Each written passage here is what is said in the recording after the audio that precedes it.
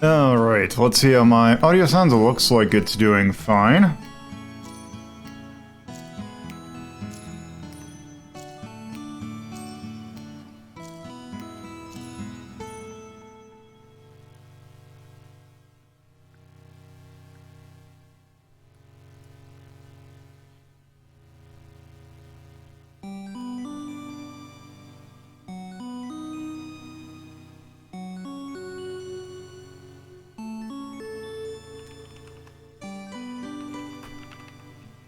Hey, Tyrion.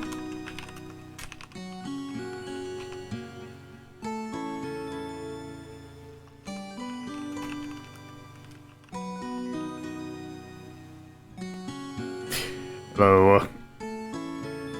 Max and Life Forcer.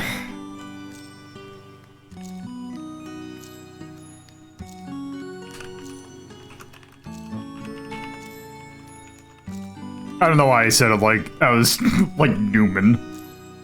I really need to stop doing that. Yes, it is in fact time for some nonsense.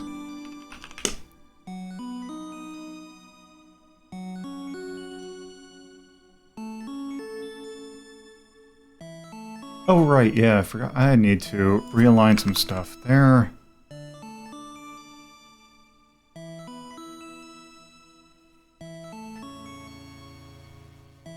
Well, sorta's appreciated just as well as just being here. It's the thought that counts.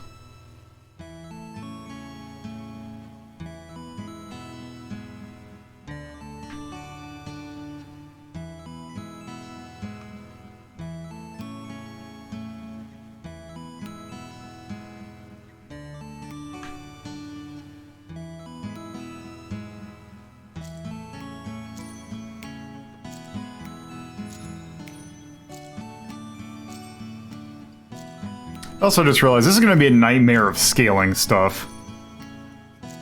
In terms of, like, resolution and all that.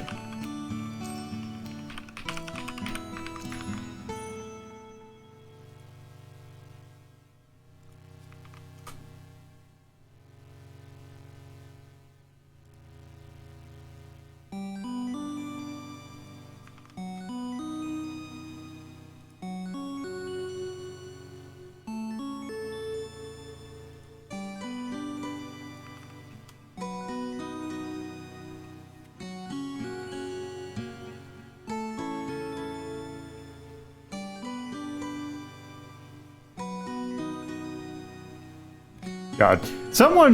One of the Discords that I'm in did the thing where, for April Fool's Day, they put the little 1 indicator that notes that you got a ping in there into the actual icon, and I keep on scrolling past it.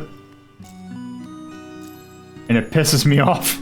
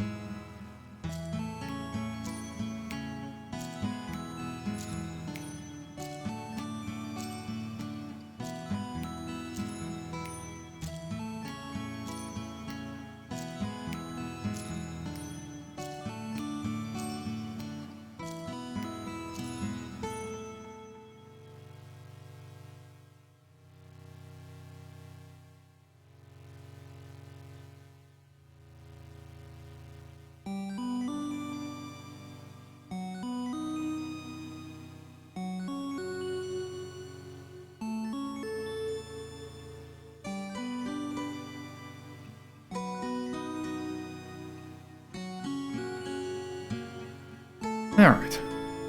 It's also weird because due to Something I'll mention, my drink situation is different tonight, because usually I got my big old jug of water that I usually fill up. However, I made a stop on my way home, so I didn't want to have that much fluid. So I'm just having a bottle of water.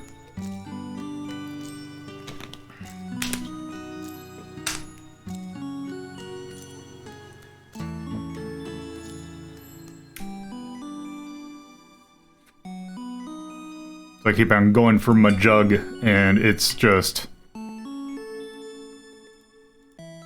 not there.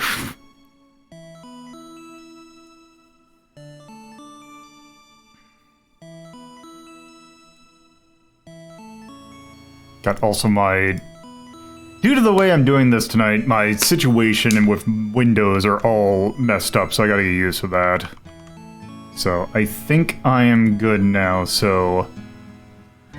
Let's go ahead and get this show on the road. So...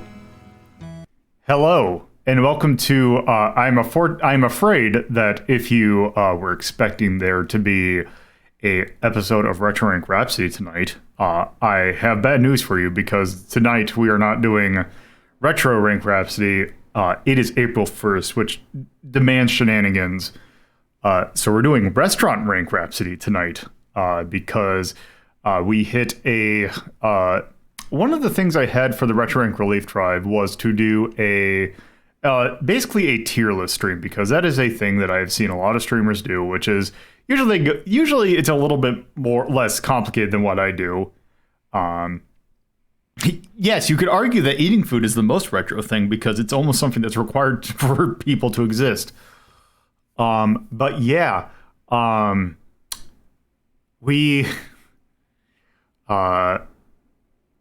so instead of doing tier list, I have the Retro Rank Rhapsody list. So I'm like, you know what? Me doing a tier list just doesn't seem on brand enough. So why don't I apply the Retro Rank / Rhapsody / Media Delta formula to things that are not necessarily media. So because, and I was just thinking of stuff to do, and because I'm an American, and if there's one thing that Americans like to do, it's like to eat. And in the most American fashion, what we like is chain restaurants. And I found that I feel like chain restaurant ranking is probably one of the more heated discussions that I have had when it comes to putting stuff on a tier list. So I decided, you know what? Let's, I was trying to initially think of like, what's a number of things to do. And I decided, you know what? There's enough chain restaurants. I think we actually can just do an entire list of that, or an entire episode of that, which is what we're going to do. So if I go over here, here we have the Restaurant Rank Rhapsody list, which is 100 chain restaurants. Now, I even went ahead and... this thing that I keep on forgetting I have, which actually I just realized I probably should just make this bigger so that it fits on here. But essentially, my criteria for what constitutes a chain restaurant is basically, it's a very simple thing. You basically need more than, even the number doesn't matter. It's basically as long as you're more than one city, really. I tried to do more, not necessarily national, but more regional. There's technically a chain of like pizza places that I initially was going to put in that it's called Gallagher's Pizza. It is a Green Bay based pizza chain. However, it pretty much was just Green Bay and maybe Neenah, which if you don't live in Wisconsin, that probably means nothing to you. But basically, it was just one city. So I'm like, you know what? Let's have it be at least statewide. Because one of these on here is definitely statewide instead of that. And then basically, you got to have food. I intentionally left out Jamba Juice because I think they only serve juice, and juice is not a food. Also, I've never actually seen a Jamba Juice in person. Actually, I think that's technically not true, because I think I know where a Jamba Juice is, but I'm actually not certain if it's a Jamba Juice. But yeah, I left Jamba Juice out intentionally. Nothing really against Jamba Juice, but yeah. Oh, that's not That's not what I want to do. I already showed all that off anyway. That's not a thing. Anyway, so we have 100 things to go through. Now, initially I was thinking, you know what, why don't I, because want to have some, pre put in things. But, I think each of these are trying to be on their own, so I decided to just leave this blank. And we're just going to go ahead and get into this. So originally I was planning on just going down the list alphabetically, but I was thinking, you know what, there's a lot of things that are like the big things that are up in this kind of upper letters, like your ABCs. So I'm like, well, maybe if I go the other way, because that's a little bit more interesting. So I put a poll up, and my Discord does exactly what it does whenever it polls up, and it decides to tie it. So I'm going to do this a little bit differently. Actually, this is technically a request that Max and Chachi came up with. And we are going to do this. I got a wheel of 100. It turns out you can fit 100 entries in this wheel of names. And we're just going to spin this and go through. And you know what? I guess there's no time. Also, some other notes that I'm going to put here. Let's see. I did make some notes. It's kind of the same thing that Retro Rhapsody does. It's about the quality of the restaurant. It's about the level of the food. Things like notoriety notoriety definitely will go into it with some restaurants, but basically it's not about the theming of the restaurant. It's not about presentation. It's about the food itself. Presentation likely will not have a factor, but it might. And let's see, how groundbreaking a restaurant when it was founded does not factor in. Other things like theming and presentation are not necessarily a sign of overall quality. So one thing I will say, I have not been to all 100 of these places. There's actually quite a few of them that I have not been to. If that is the case, I will either mark it that I have not been. Well, I will mark it that I have not been to it, but I will either poll the audience on what their general thoughts are, or I will just not rank it. If not, the whole lot of people have experience with it. And I have another note here. Since these are all corporate-run chains, almost all these locations will probably have less than stellar business practices. However, particularly egregious and harmful business practices will absolutely affect a restaurant's ranking. I'm totally not... There's a certain restaurant here which is not going to be treated kindly for that. Anyway, enough of the preamble. Let's go ahead and pick. Wow. Risen_on_main is now a 13-month resubscriber. That's at least a year. I am here for cheese curd discourse. Schleifer dance fast. I love it when the text-to-speech reads avatar or emote names. It's always great. But yes, there will be cheese curd discussion because I know there's a restaurant on here that definitely serves cheese curds. Anyway, we will get to all these, so let's go ahead and pick who's our first subject.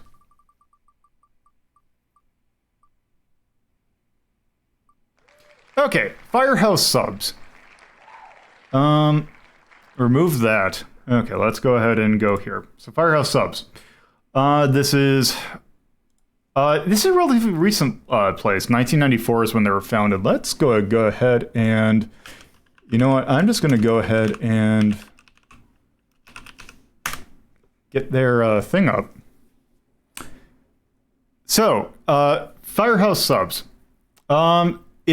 Obviously it is a sub place. The gimmick behind Firehouse Subs is that it was a company, I believe they were founded by firemen.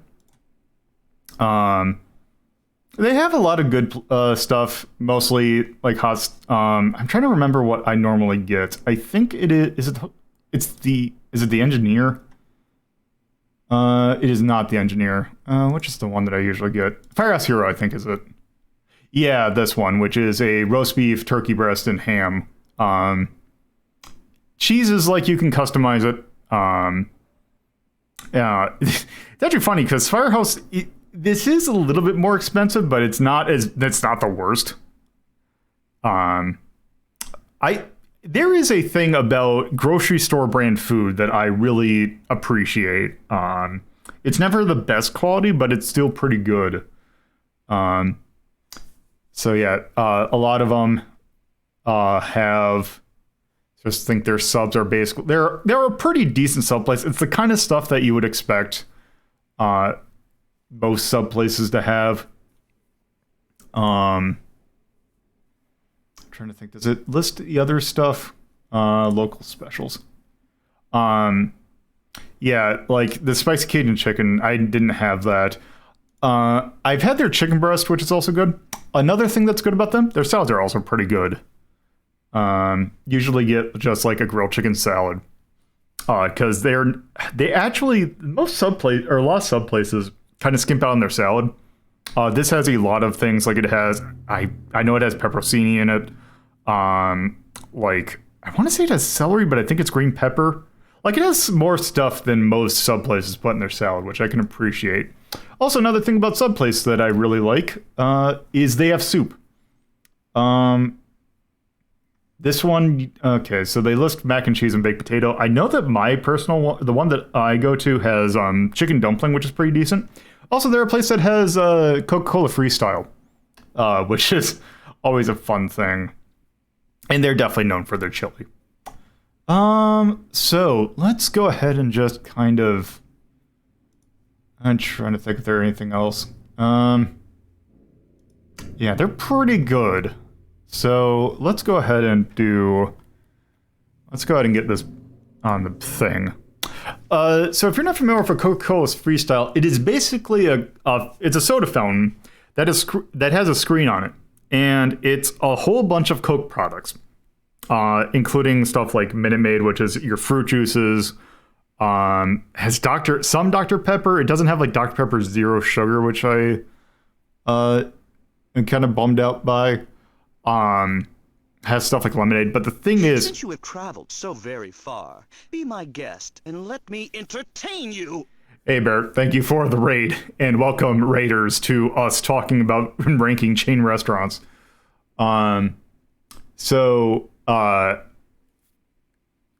and basically Coca-Cola Freestyle, you pick what soda you want, and then it will let you like add like cherry flavoring, orange flavoring, a lot of different flavorings to it, so you can get a little bit of a customized thing. Most people just get Coke, weirdly enough. But Firehouse subs. If I look at the ranking guide,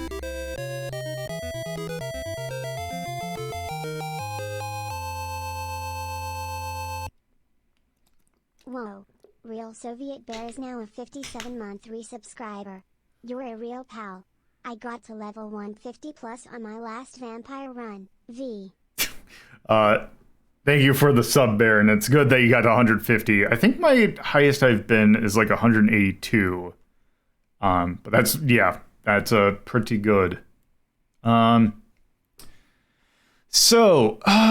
subs. I might have to rearrange some of these early ones we do just because, but I think this is a good candidate for great. I think it is a little bit pricey.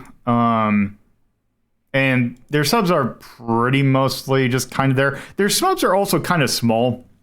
And by that, I mean they're actually human sized. I think it's like an 8-inch is their normal sub size. You can go like, I think that's a normal, and then like a half one is like 5-inch.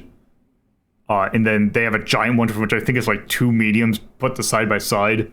It's a lot. So yeah, I think Firehouse subs, we're just going to start at 5.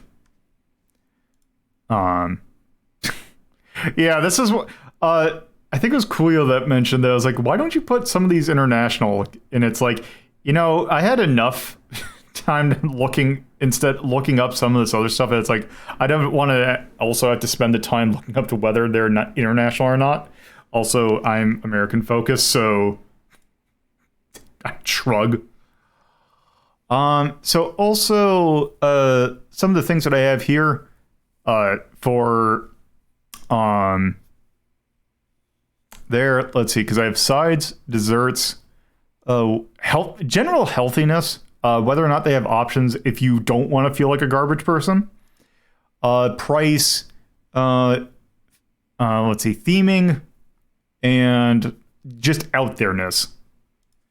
And then yay or nay. Price is generally higher, so I'm going to thumbs that down. But also, I'm going to thumbs up their sides because I will thumb up the sides for any place that has soup. I really like a sub place that offers soup. Especially if they offer like a chicken noodle or chicken dumpling. That's always a good standard. I know most people like chili, but also something with my stomach does not like chili, period, so yeah. Anyway, that's Firehouse subs. Let's go ahead and knock one of these other ones out.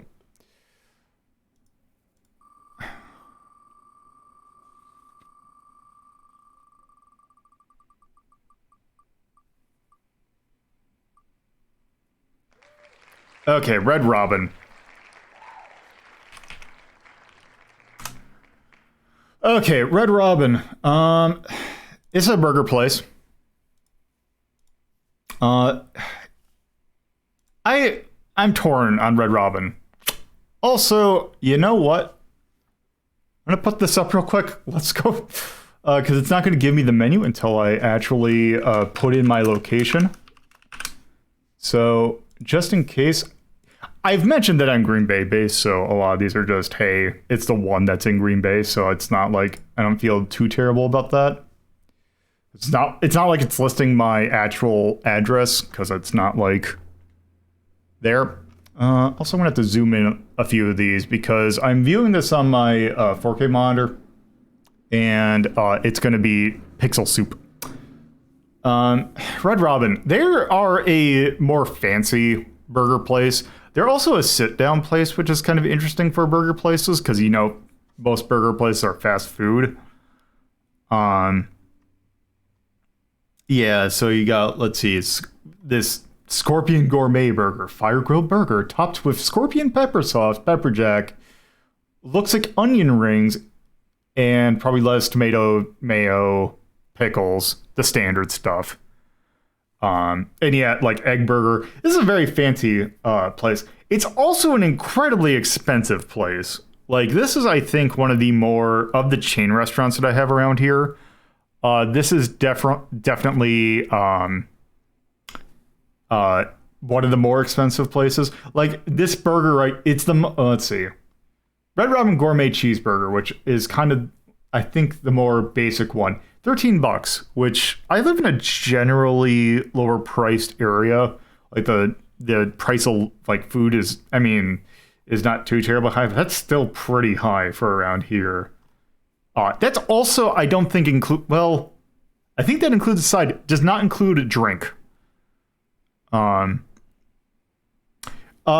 Yes.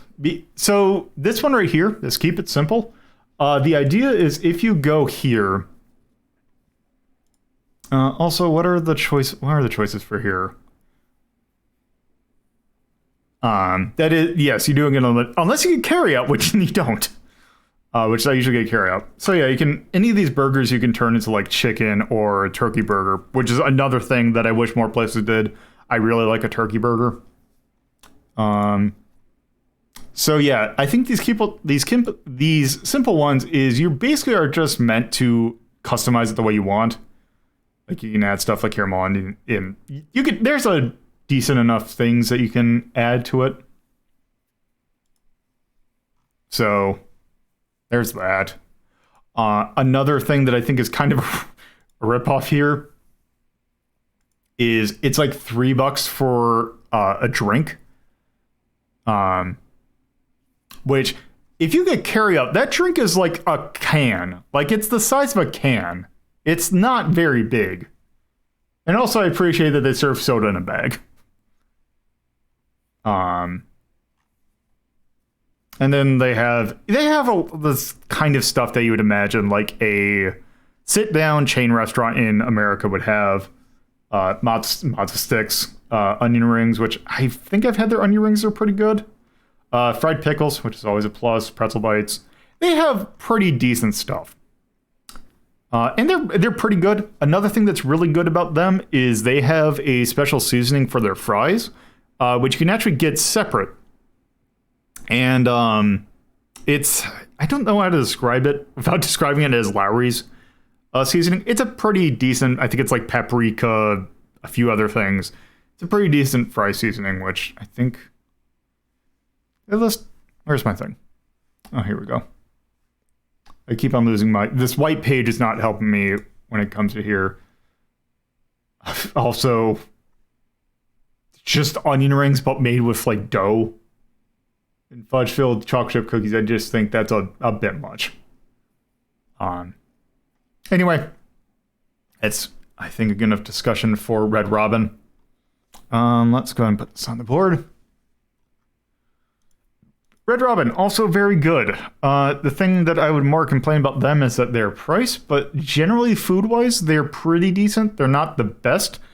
The thing I was also say, local almost always beat these chains, which I actually have a pretty local place that's like Red Robin. But I feel like their stuff is a little bit better quality. Red Robin on its own is still pretty good.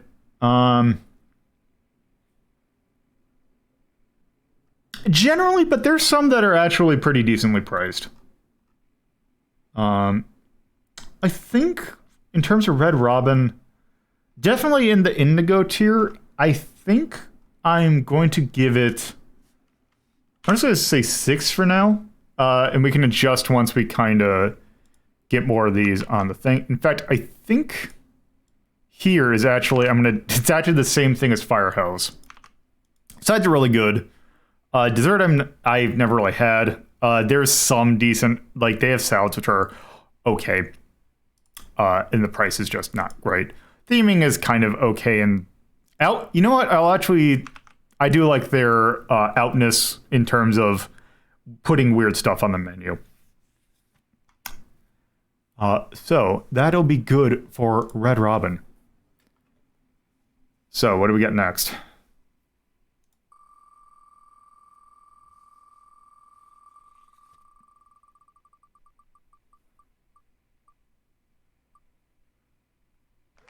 Shake Shack. I have been to this once. And Shake Shack, the only time that I've been to a Shake Shack was I was staying in the MGM Hotel in Alexandria, Virginia for MagFest. And at the MGM, they have a Shake Shack in there. So, can I just... Okay.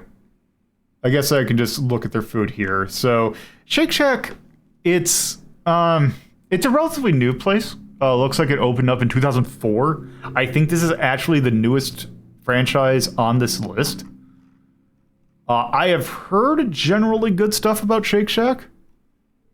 And from what I could tell, they're also pretty good. I think... I can't remember what I had. It wasn't just a cheeseburger. Crinkle cut fries, which is interesting. Like, I like a crinkle cut fry. Yeah, I'd imagine that these are probably over, because they're also a frozen custard place. Now, frozen custard is if you've never had frozen custard, it is essentially, it's akin to ice cream. But if I'm trying to remember, I believe that it is more egg than milk. It's the balance. I can't exactly remember off the top of my head what the difference is, but it's something that I believe it's more egg-based than cream-based. And it's pretty good. It's a slightly different flavor, but I actually kind of prefer it to ice cream. And that's a good thing. They have also, they cut their hot dogs so that they can put stuff in them, which is interesting. I wonder if they list here the other thing that they do. Okay, I don't think they list it, but at least the one that they had for that in that hotel, which is weird because And I think they do it at normal locations, but they have like stuff for like they have dog treats there. Which is it's an interesting thing that I kind of appreciate. I think I had a chicken sandwich when I was there, or I had the chicken tenders, which they were good. Like, I wouldn't like say they're the best, but they seem pretty decent. Yeah, I think I'm just gonna kind of shoot from the hip on this one. I think I'm gonna give Shake Shack a 7. Like, I think they're good, but I think they probably are a little bit overrated in terms of like kind of a niche thing because they're new. Price is not that great. The thing is, they're like they were good, but it weren't outstanding. Also for EA, dog, because I like to have dog treats. I think that's a fun detail. So, I'll sort these once I get like more rankings in here, but yeah. Okay, that was Shake Shack. So, what do we got next?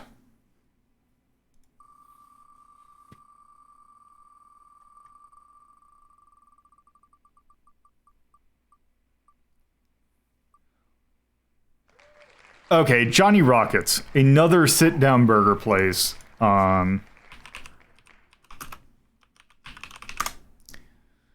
This is a 50s theme. I had this, I think it was at like a Disneyland place, or it was somewhere.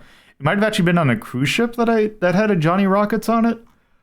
I keep on seeing these in like random locations. Like, I think I saw a Johnny Rockets it was in, I think, Union Station in Washington, D.C. for the Amtrak. I think has a Johnny Rockets in it, of all places. But from what I understand, a Johnny Rockets is like, they're incredibly okay.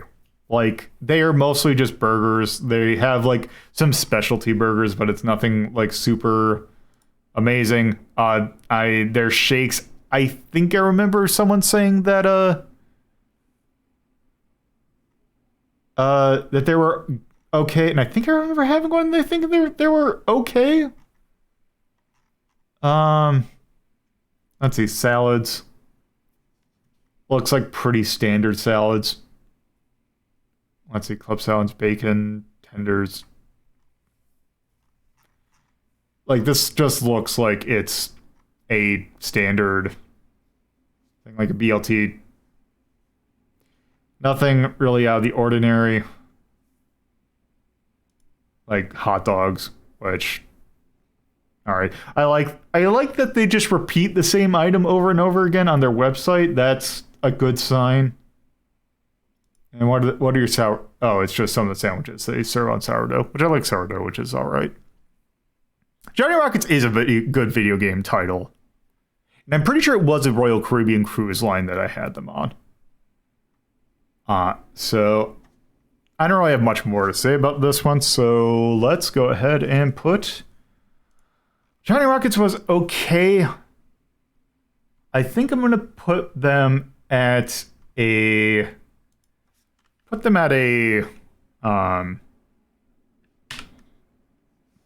Actually, I'm going to put them at a 10.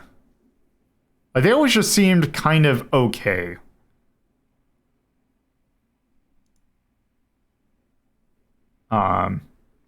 So, yeah. I think that's good for Johnny Rockets. Let's remove them. Okay. What do we got next?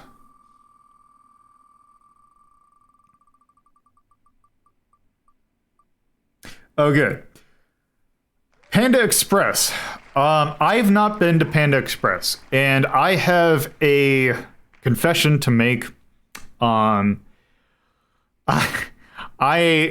am a big weenie when it comes to food, and in particular regarding, I hate saying this phrase, but regarding Asian foods.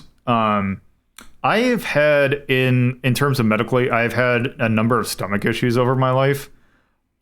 And I just remember when I've had Asian food before, it's always been a ordeal.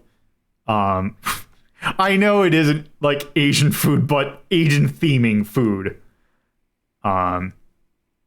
And yeah, so I am always a little hesitant. I always have a thing about it that I've just avoided some Asian restaurants. Actually, a lot of them.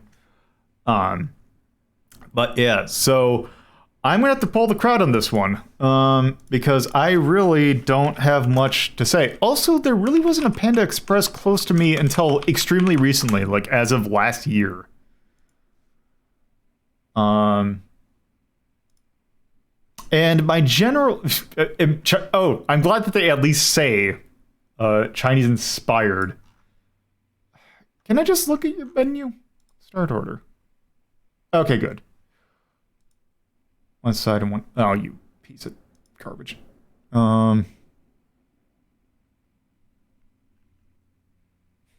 Yeah. You know what? What does the poll say? What are your thoughts on what is the, like, I got 15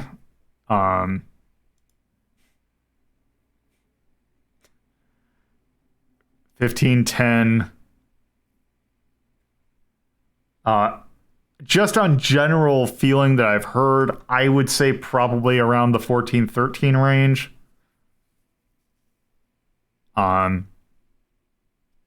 So I think I'm just going to say, you know what, actually, where is... 14 is like right in the smack dab of yellow. So I'm going to do that. I just realized that sounds really terrible for that, but you know what, I'm just going to do that actually. Or second to 10. Okay, so let's do 13.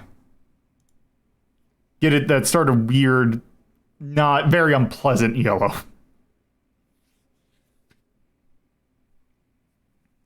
Okay, that was Panda Express. What do we got next?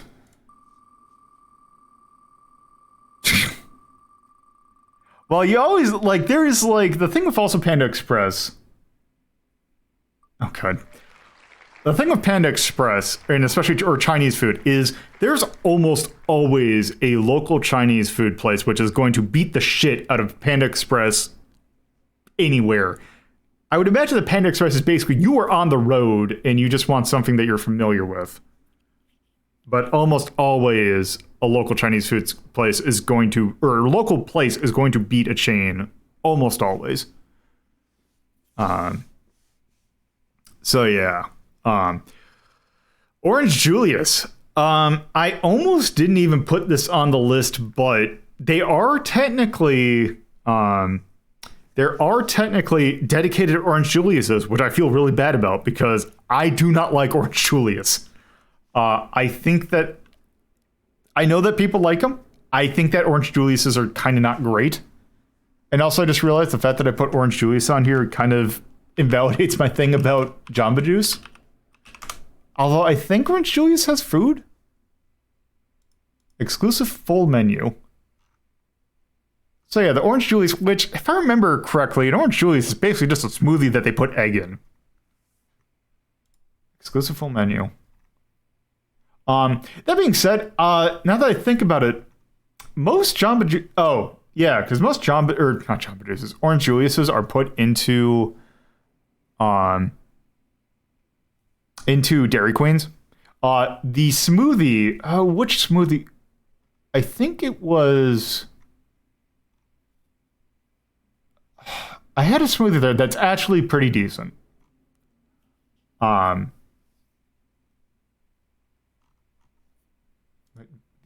Okay, what's this full? Because menu featured Orange Julius Original Pina Colada. This website sucks. Anyway, general. Since I have it on here, Orange Julius is generally okay. And like the hot dog that, yeah. I could have sworn that Orange Julius had food, but apparently, well, they mentioned, or I know Axe mentioned a hot dog. Yeah, it's like my mall had one, and I actually think it's still there, but it might, yeah. I'm kind of thinking 12. Like, it's okay, but it's really not that great. So I'm just going to shoot from the hip and say 12. Oh, also for saying this, I'm going to... Do I have a shrug? Yeah, I'm going to say just put a shrug next to the one that I have not been to. Okay. There's Orange Julius. Let's remove that.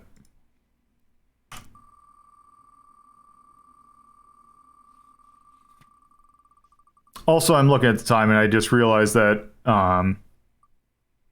TGI Fridays. We're going to get to the point where I'm going to have to lightning round some of these. But yeah. TGI Fridays, sit-down location that's one of those just like... It's an American sit-down place that all of these kind of are the same... Oh, good. Thank you for... I'm glad that I covered up these things, because it's just like, hey, here's your address. Okay, the nearest one is over here. You know what? Or did order pickup. Okie dokie. I have not been to a TGI Fridays in forever. From what I remember, they're pretty like, I think they're better than Applebee's, which is not saying much. Their mozzarella sticks are interesting because they are not like tubular; they're flat, which really doesn't mean much. But they have really good. At least the one that was in Savannah, Georgia, was really good about their mozzarella sticks. Also, okay, amazing blazing pound of cheese fries. Okay, little poblano queso, mixed cheese, bacon, pickled jalapenos, green onions with side of barbecue ranch. This is just the kind of place you're going for. This is not like rings roulette pal. Okay, so it's like, okay, what sauce did you? Okay, Nashville hot, dragon glaze. Okay, what are actually the... Okay, whiskey... Okay, so it's like, yeah, it's like ribs, it's chicken. You get your kind of standard pastas that you'd find at this place. Dragon glazed salmon.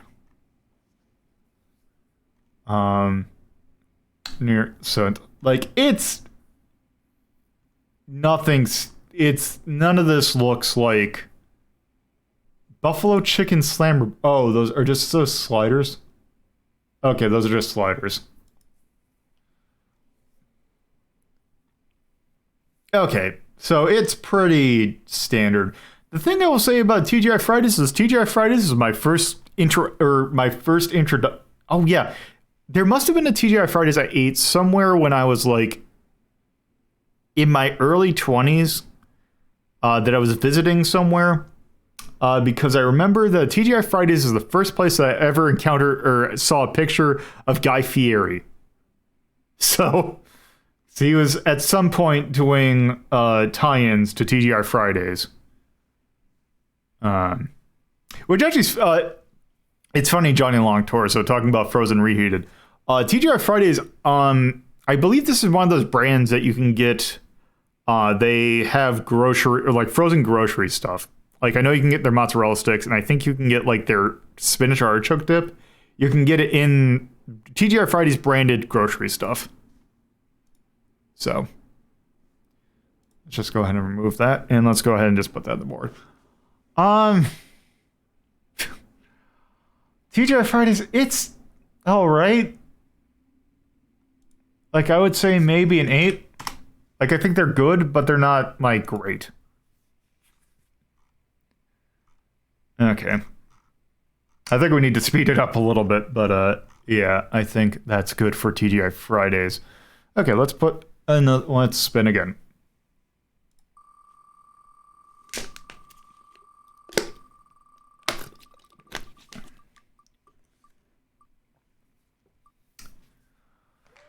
Famous Dave's. There's actually a Famous Dave's that opened up relatively recently around here, and I'm going to see if Famous Dave's, what I believe this is a barbecue place. I will see where I get to. I believe that Famous Dave's is mostly Midwest. I am not 100% certain where else. Okay, so it's like Arizona, California, Colorado. So it's spread. So there's places like South Carolina. So it looks, yeah, it looks kind of in that eastern middle, or eastern not south part, except for like Florida, because there's not one in Georgia, I noticed. There are some in Winnipeg, Abu Dhabi, wherever El Ain is, which I'm going to guess is in United Arab Emirates, and Dubai. So let's go ahead and, where's mine? Oh, does it list it as somewhere else?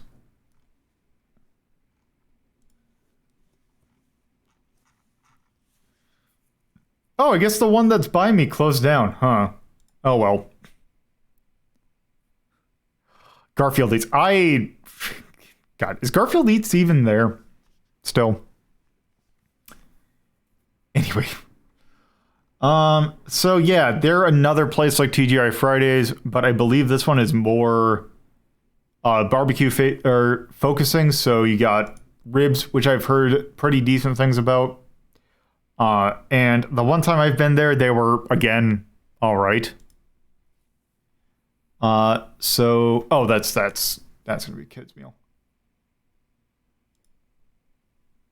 Okay, so yeah, like barbecue combos. So what do you got? What are my choices? Okay, so you got spare ribs, beef brisket, burnt ends, sausage, chicken, wings, catfish fingers. Like, they're more specific than a TGI Fridays in that they're really focusing on barbecue, but they really are just another American style place. Dave's Sassy Barbecue Salad. Chicken Caesar salad. Surprised it's not even like a fancy Caesar salad. It's just a Caesar salad. Caesar side salad. Chili. Salmon. Yeah, this looks pretty standard. I mean, it does have cornbread, which American cornbread is pretty decent. So, yep. Pretty decent. Oop, did not mean to do that. Move. Okay, let's put this on board. Okay. Oh, also I forgot I was going to put music on.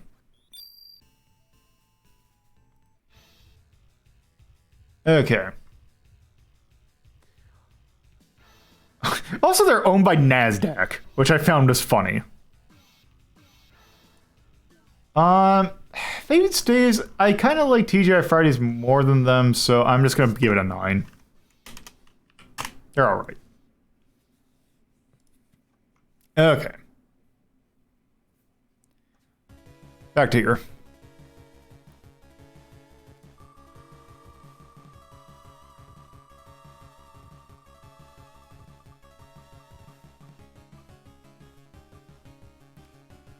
Jersey Mike's, another sub plays.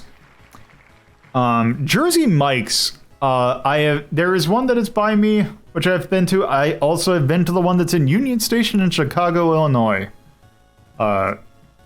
where it's because when I went to MagnaFest both times, I took Amtrak, and that is where I had food. Are you going to just give me the... thank you. You actually just give me the menu without going to a different thing.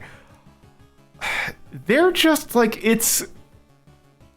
they're, like, incredibly okay. Yeah, like Bob said, they're not as good as Firehouse.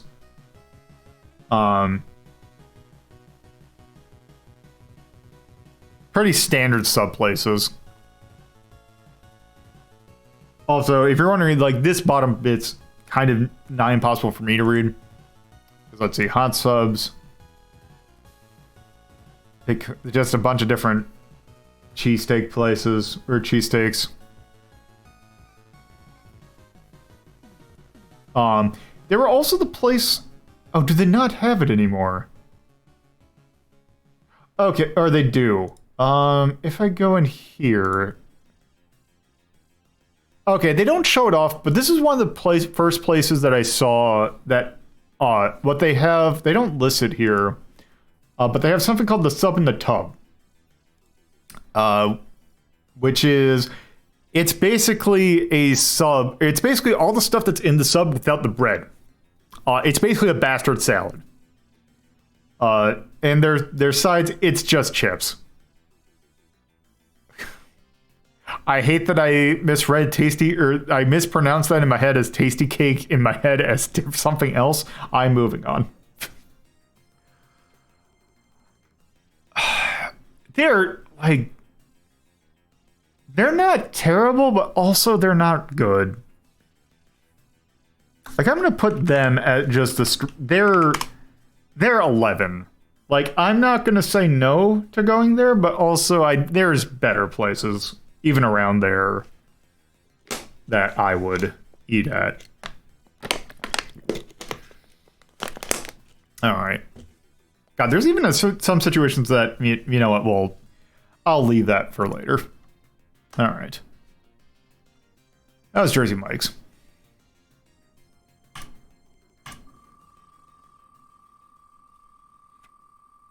We haven't done, you know what? Speak of the devil. I was about to say, we haven't gotten any bad chains yet. Sbarro. Although, I have a soft spot for Sbarro. The playset is basically, whenever you you announce that you were going to build a mall, or at least, well, when malls were, like, you know, being built. If you were going to make a mall, Sbarro was basically there when you just got the shovel out the first time, saying, hey, we want to put a place there. I have seen a dedicated non-mall Sbarro once. And that was interesting. There was one in, I think it was Bloomington, Minnesota, that I saw. Sbarro. It's... God, what is...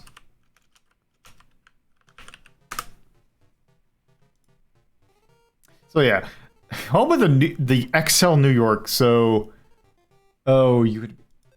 oh, right, because yeah, let's see. What does even their menu look like? Because yeah, they basically are kind of reliant on what they have out. The big thing that they're known for is big floppy slices of pizza.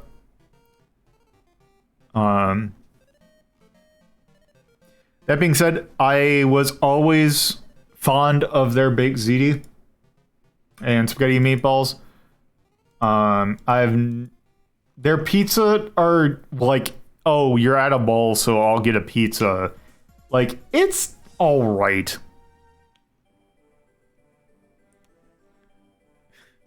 Yeah, I always found it funny. Like, it's that, guys, The Office that has the joke about, yeah, I think it's The Office about how, like, oh, we're in New York, we better get a good slice of pizza, and then they go to a Sbarro.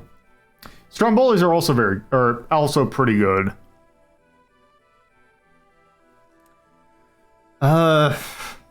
God. I'm partial to Sbarro, even though I know it's not good.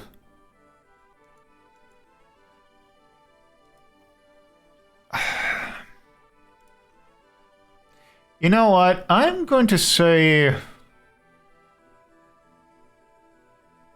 I'm going to give Sbarro a 9. Like, they're not great. But also, they're faker than Olive Garden, but yeah. You know, sometimes I just want fake garbage. Especially when walking around to JCPenney all day. Okay, I'm actually going to sort.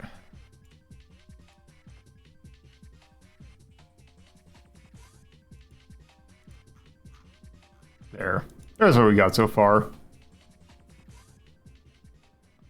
Also, I just realized I'm going to have to change some of the conditional formatting on this because it's not working right. Okay, we've mostly had pretty decent stuff, but I'm sure that will change coming up. So.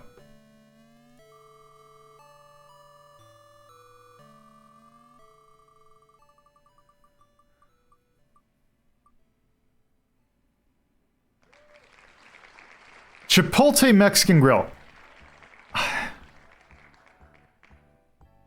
I like Chipotle. It has been a long time since I've been to Chipotle. Namely because I didn't go to Chipotle for a while because there was a massive problem with norovirus for a lot of their locations.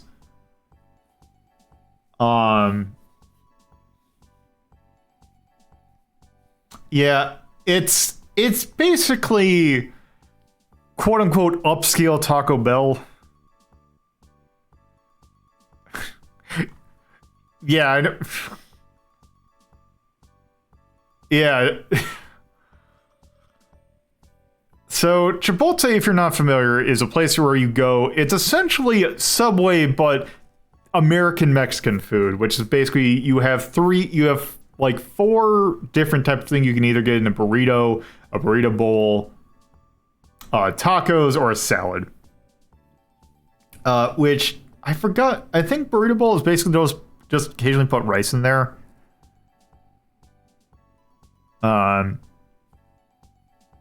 I don't know what a lifestyle bowl is. Oh, god damn it. Whatever.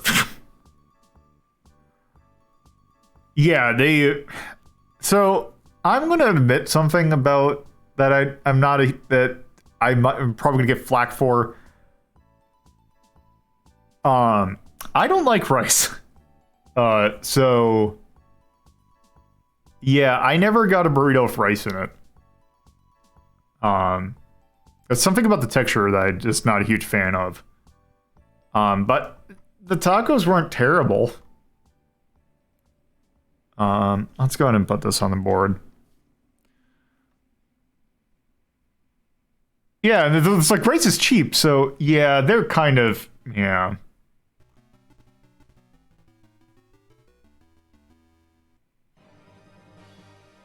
I shouldn't look at it like this, but you know what? I'm going to do it anyway. I'm going to do a 14 on that. Because it's like, it's okay, but... Also, I'm going to put for nay, even though, as far as I can tell, I do not know anyone who has had problems with this recently, but to put this here to signify there was massive food poisoning issues at Chipotle, and I think it kind of caused their reputation to suffer. Then they just started not getting good.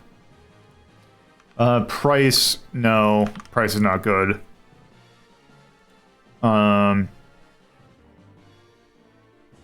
Their chips were okay. Like, I like their chips are fine. And I don't even think they have dessert.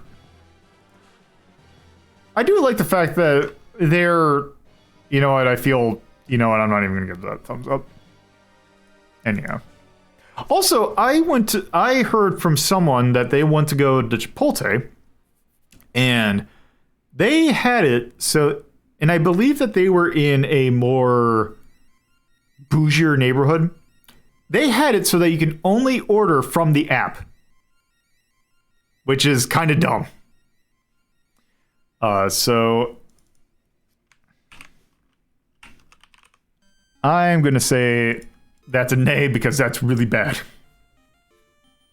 So there's that. Okay. That's Chipotle.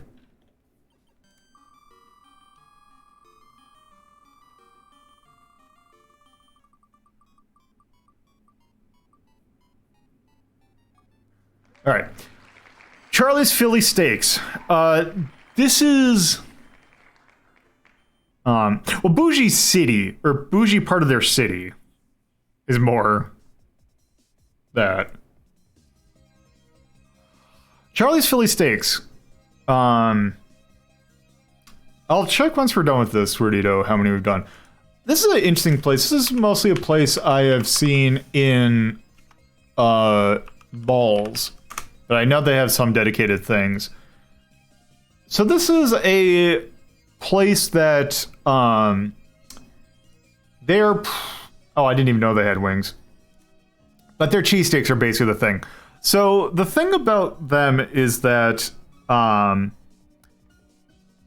they're a place that has, like, they have they have a large flat grill in front of them when you order.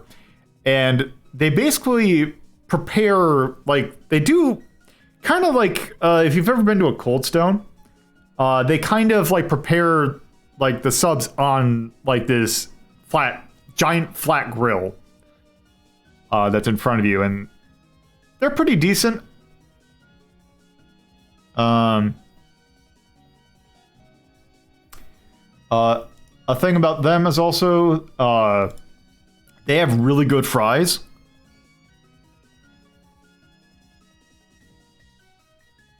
They're a kind of standard thing, but they're grilled really good. Also, their lemonade is pretty good too. And the cheesesteaks are pretty decent. I'll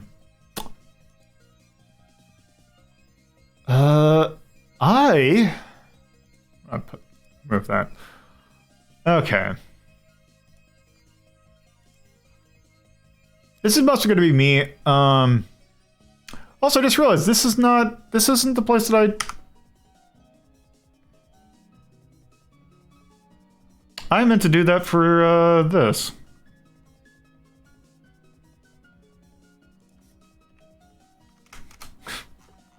Did I give them that? Some stolen valor by the Steak and Shake. Hey, get back down there. Charlie's, I'm gonna give that a 7 as well. It's pretty decent, but the price is a little expensive. But yeah, they serve pretty decent stuff. They also have salads, which are okay. The back seat is that thing is there because I forgot to turn it off. Let's see, how many have we ranked so far? Let's see, that's 1, 2, 3, 4, 5, 6, 7, 8, 9, 10, 11, 12. We've ranked 12 so far. Which is why I said I think we might need to speed this up a little bit. Anyway, let's roll again.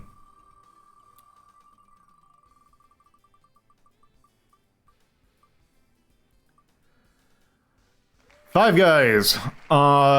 Okay, I feel like there's going to be mutiny if I don't give this really high. I've been there once. Their fries are pretty decent. Oh, I don't want to go to Grubhub. Look at the Five Guys.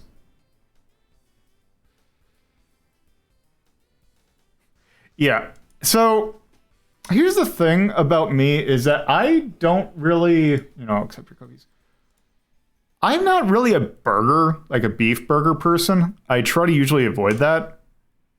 But the thing about Five Guys is that there's your burgers. You either get a burger, a hot dog. They have sandwiches. But it's basically, you're either getting a burger or a hot dog, and if you're looking for something like a chicken something, you're just not getting it. Generally, I don't, because I try to eat leaner. I feel like standard burgers are a little too fattening for me. I also have a preference for chicken. So I just normally don't get burgers. This veggie sandwich here is just the biggest slap. Well, it's not. I shouldn't say slap in the face, but it's just like the. I guess technically we have to have something veggie, because veggie sandwich, grilled onions, mushrooms, green peppers, served with lettuce, tomatoes on basically their burger bun, which is not much. That's not. That might as well just be eating the bun. I don't even think. Yeah, it said not even, like, I don't even think that didn't even list cheese or anything on there. Oh, it is, so the cheese there. And build your own from scratch. But yeah, I've only been there a few times. Also, from what I recall, they give you a shit ton of fries. Yeah, they fill you up on fries. Which from what I've had, their fries are fantastic. So, even though it's not generally my thing, I do have to recognize that they are very top tier. Whether or not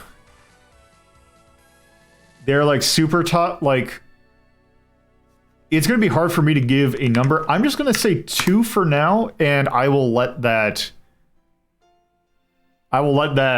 just kind of sit there for now. Thumbs up the fries. Fries are amazing. I've heard their shakes are also pretty decent. The thing is that normally that is... every time that I've heard Five Guys, like, I have just heard that it is... Oh, right. I've just heard that it is just fantastic. And I'll just believe that. It's not like In-N-Out Burger, which I don't have on here because, you know what, screw it. Where people was like, no, this actually is really good. And hey, Ice Claw. So I'm just going to leave... Oh, it is pricey, so I will thumbs up the price. Alright. So I'm going to leave Five Guys there. And maybe adjust later on. Okay.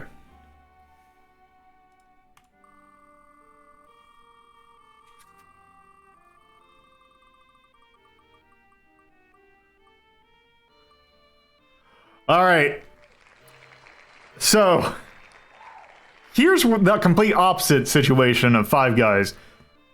Quick Trip is it's not technically a restaurant. But what Quick Trip is if you are familiar with things like Sheetz, Wawa, trying to think of other things like that, it's essentially a bodega that is very much Illinois, Wisconsin, Minnesota, Ohio, maybe. It is incredibly upper Midwest. I don't even think they have technically a menu, but they're essentially a bodega. I wonder if they even list...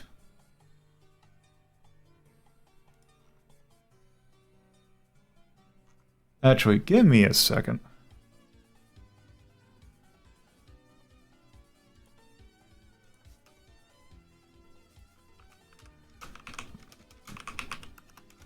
Because you'll find... They're also a gas station.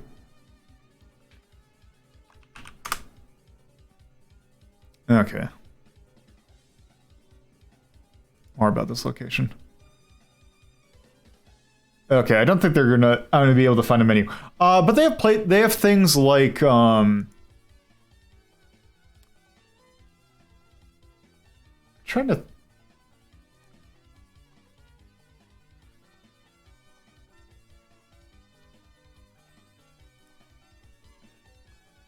let's see.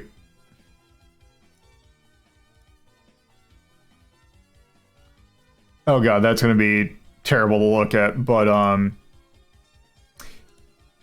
okay, anyway. So Quick Trip, they have things like, they have chicken fingers, they have burgers, they have... It's all kind of set out. They have bratwurst, hot dogs. The kind of stuff you'd find in the gas station, but tends to be a little bit higher quality. They also have 52-ounce sodas, which is unhealthy, but I am a garbage person, and I'll fill that up with Diet Pepsi. Half caffeine, half not. But it's also gas stations, so they have any kind of bottled soda, like the stuff that you'd find there, but also things like meat, like some, like basically ground beef, chicken, just the kind of basic stuff you'd find for a grocery store. Also Faygo, if you're a juggalo. But yeah, it's a really convenient place. And the food is also pretty cheap, but also pretty good. Their chicken fingers are really good.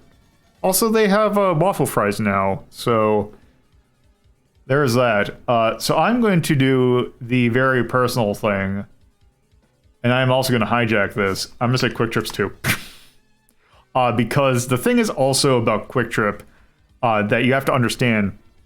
Quick Trip is not just a place to go. It's an institution. Like, they have a specialty type of donut. Well, it's not even a specialty type. They just all have donuts there, and they're branded as Glazers. And it is just such a Wisconsin thing to just go there and just get it stuff for people. It's a way of life.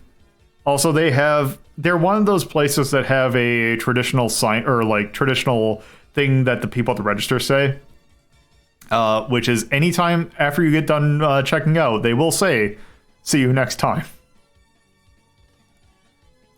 Here's the thing also about Faygo. Faygo sucks.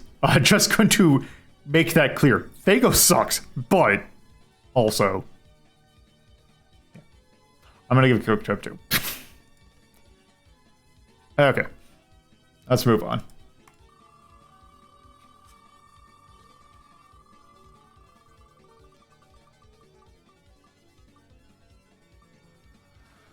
Cold Stone Creamery. Ice cream place that basically its thing is that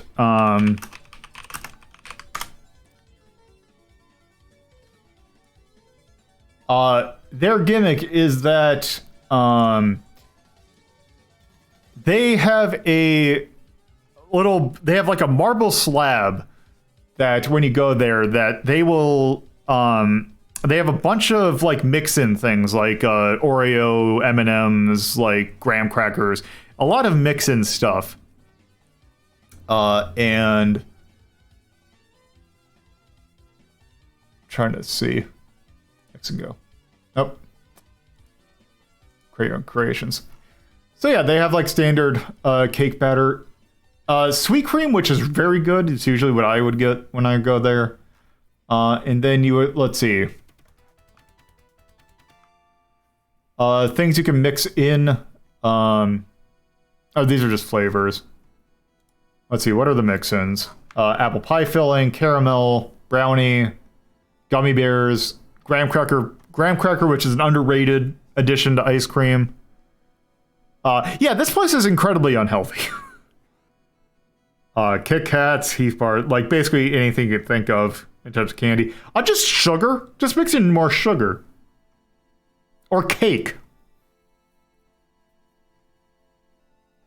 It's very good. Also incredibly unhealthy. God, cinnamon bun batter. That sounds really good. Or cinnamon bun butter. That sounds really good. Okay, I'm ranking this.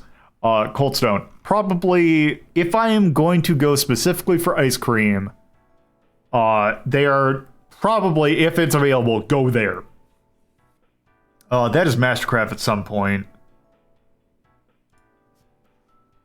I'm just gonna say 2 for that, and I think I'm just gonna say for now, up until we get into like build like half this out.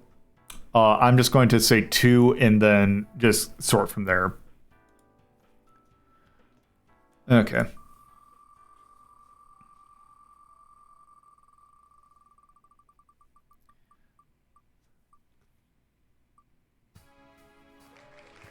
Arby's. They are, God, national chain. Basically, they have roast beef sandwiches. They do not have burgers. They have roast beef sandwiches. God, what does Arby's even have at this point? I have not been to an Arby's in forever. Curly fries. We have the meats. The roast beef is questionable. Here's the thing. I don't think Arby's is good. Its slogan was good mood food, which just basically admits they're good if you're hungover or if you just want to eat garbage, which sometimes garbage is good when you're coming to here. But essentially they're roast beef. They have the market fresh, which always never looked great. Roast chicken entree salad. They used to have buffalo chicken salad, which I really appreciated.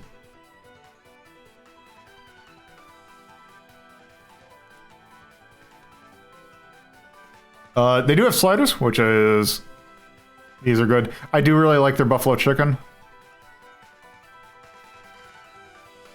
What are your limited times with mac and cheese? Wait, okay. Okay.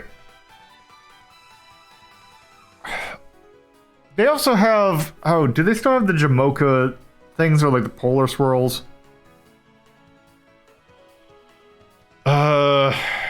God.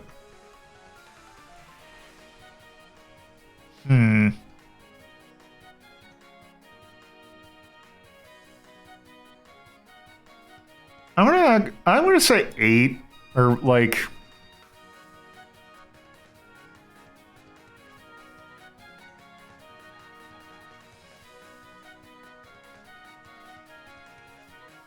I do have a thing that's good mood. You know what? I'm just gonna do a mulligan, and especially it'd feel weird if I didn't just do the because it's the name of it. I'm just gonna say Arby's 420. That's not what it's supposed to do. Why did it? I'm fixing this on the fly. Also, if you want to see this, oh, you can't because that's how it works.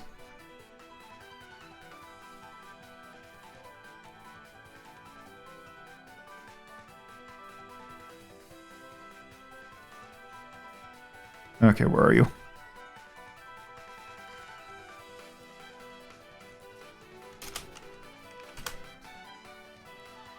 There. So there. Arby's is 420. Fries, curly fries, really good. Oh, also, I'm gonna give a thumbs down to Cold Stone for health, because it is incredibly unhealthy. They used to have something called Sinless Sweet Cream, which was basically lower fat ice cream, which I actually kind of liked better than my normal sweet cream, but they don't have anymore, probably because they realized. Actually, no, I'm not gonna do that. Okay. That's Arby's.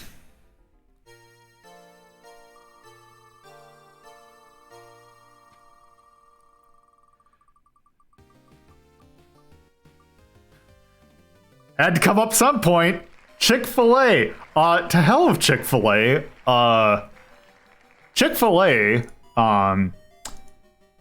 as a place outside of its Orville thing, Chick-fil-A is a chicken place that basically is based on chicken sandwiches that are basically their what is it, like pickle juice? They're marinated in pickle juice. And yeah, so the thing with Chick-fil-A is that their company is run by some incredibly heinous people. And I will say this as a admission, as me confessing to something. Last time I went to a Chick-fil-A, I was waiting for food, and place else was busy except for actually I don't even think that was the case, but it was like, you know what? It's been forever since I've had Chick-fil-A. I will go there once because it's probably going to be the last time I ever see it again. And I got chicken. It was like chicken tenders with like naked tenders because I do like chicken strips without the breading. It was the grossest thing I ever had. Like, it's really bad. But yes, Chick-fil-A is a garbage company. So yeah, in the garbage of that, 21. And it's, yeah, content. Yikes. Nay, sad face.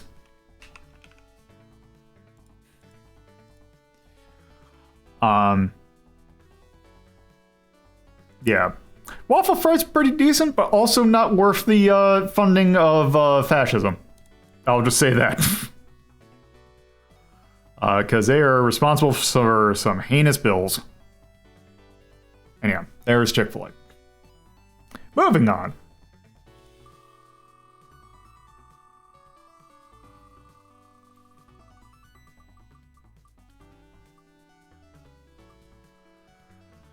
Ruby Tuesday, another sit down.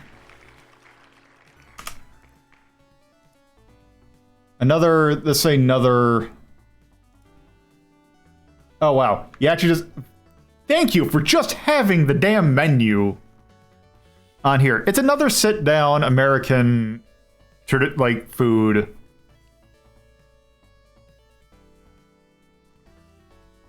Like. I think they're mostly known for their burgers, but it's like, it's just a pretty standard place.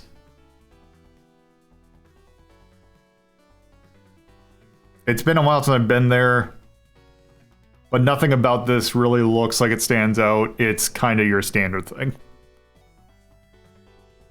So, I am just going to, give that an 11 because it is just as bog standard as you can possibly get.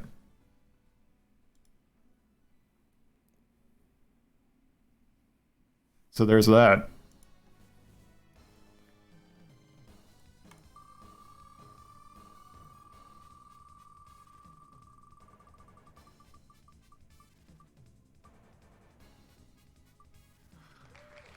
A&W.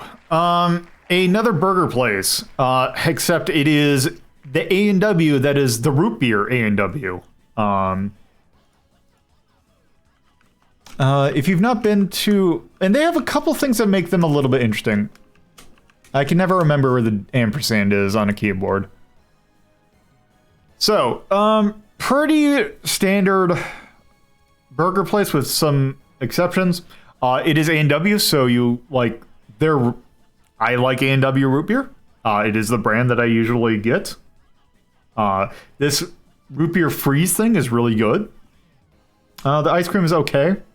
Polar Swirls, I think that's basically their Blizzard, which is basically, it's just like, it's ice cream, but there's like stuff in it. But their main thing that I guess you'd say is the Papa Burger, which... They have something that is about one of the most... The thing that... A very not great sounding thing. They have the Papa Sauce. The A&W Papa Sauce. Which is... it's basically Thousand Island dressing. Which, that is where I found out that I don't like Thousand Island dressing. But their burgers are pretty decent from the last time I had them. Their food's pretty good. Their fries are also, like, it's this standard thing. They're usually pretty crispy. They do have cheese curds, which is very good. The typical sauce do you have? Yeah, I think this right here, this is the Papa sauce. This orange stuff. I think this is tartar.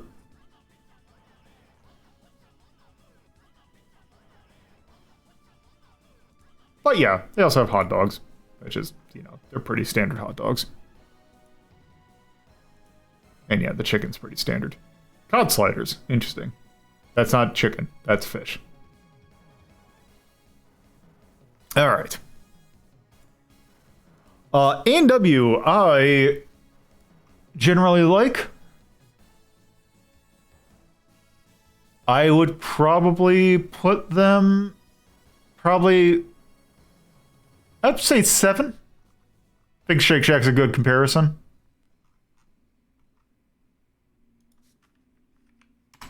Like their fries.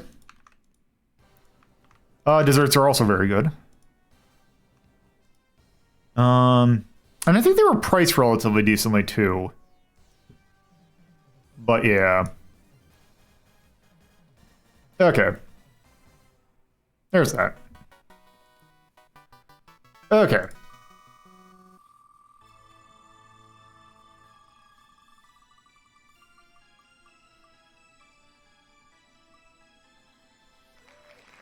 Buffalo Wild Wings. Another sit-down place.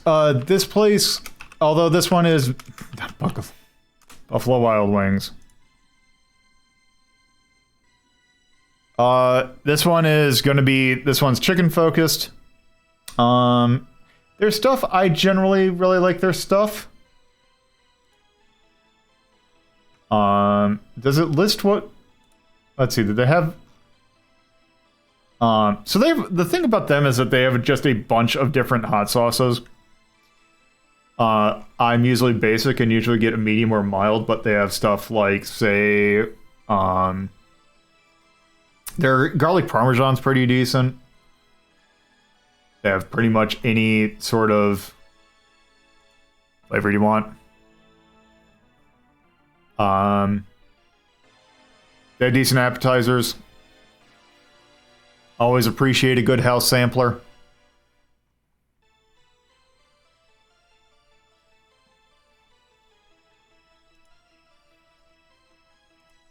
Let's see, burgers are pretty decent from what I can tell, though you probably should get something chicken-based if you're going to go there.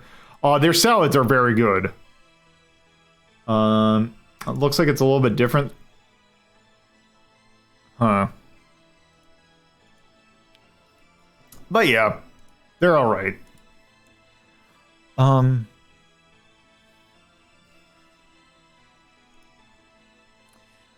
Based on what I got, I'm thinking 8.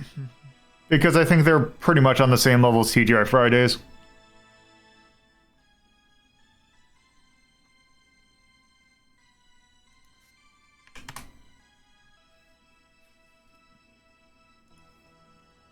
Like, I think you can do much worse.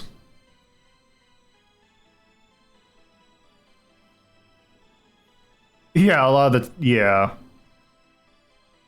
Let's go ahead and sort this. There we go.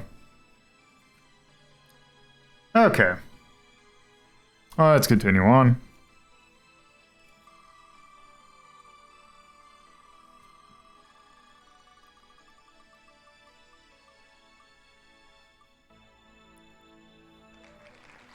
Perkins.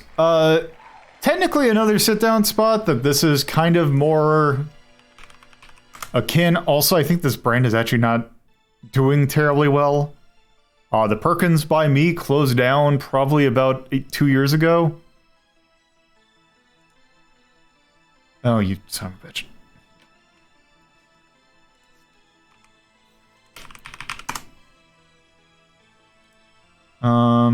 Oh, there's one on each. Okay, there's one over there. Okay. So yeah, I think they're technically meant to be more of a burger or like a breakfast place, but they're kind of. I think that they're all right. They're kind of akin to a Denny's, but I think they're definitely better. Never actually been there for breakfast, but I've heard that they were they had really good potato pancakes.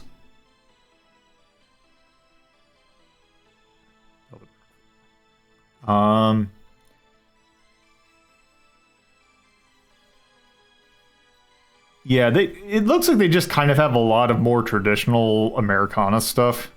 It's not really it's about as basic as you can get. A bowl of soup. Build your own sampler, that's good. Yep, this is it's the stuff that you'd imagine.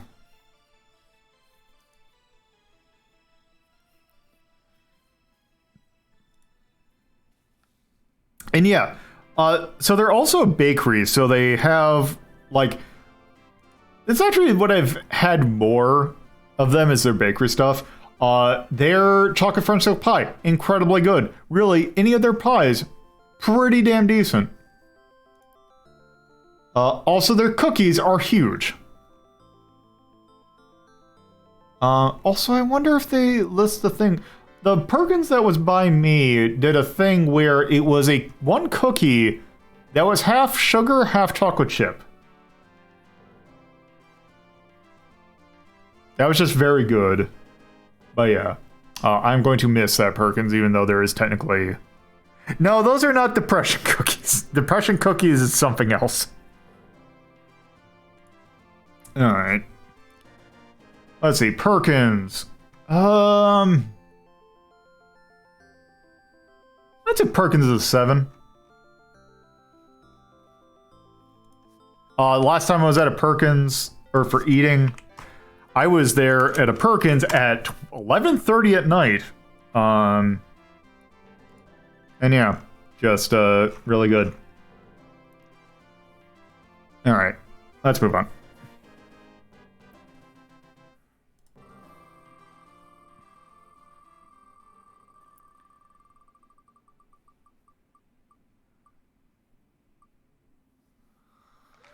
Cece's Pizza. It is a pizza place that it is a pizza buffet, which is basically they have a bunch of different. It's the main reason you go to a pizza or Cece's is they just have a shit ton of pizzas around, and you just take these incredibly thin slices, like maybe like 2 or 3 inches wide. And the reason why they're so thin is so that you can take a bunch of different types of pizza. But also they have stuff like calzones, they have pastas. A really good place to eat if you're 12, which is probably the last time I've been there. Also, last time I went to Cece's Pizza is where that is the first place I ever played Elevator Action Returns, which is a place that means that is a place I will hold near and dear to my heart, even though their food probably wasn't that good. In fact, their food, it was also the first place that I ever had green pepper in like a pizza thing, which actually made me realize that, oh, I actually kind of like green pepper. So, actually I wondered...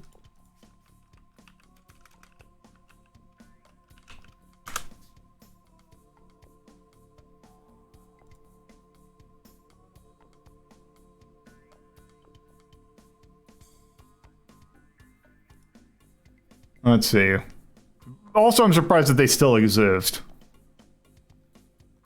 But yeah, it's just they have a bunch of different style of pizzas. And these poppers are pretty good. Also, like wings. I've never had their wings, so I don't know how they are. And like a salad bar. Overall, they're kind of alright. They're good when you're 12. Also, or if you're looking for... I think they were relatively cheaper. So, yeah.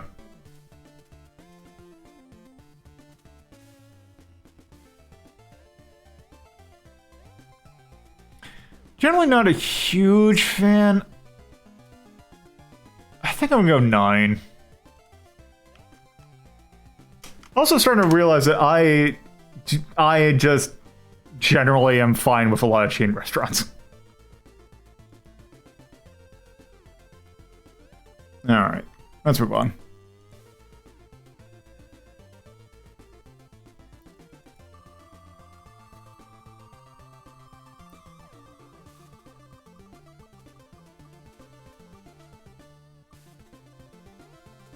Panera Bread.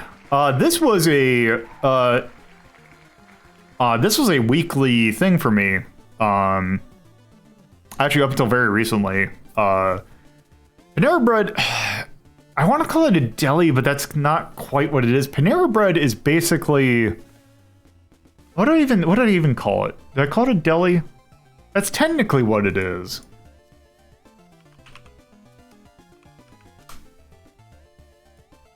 But they are...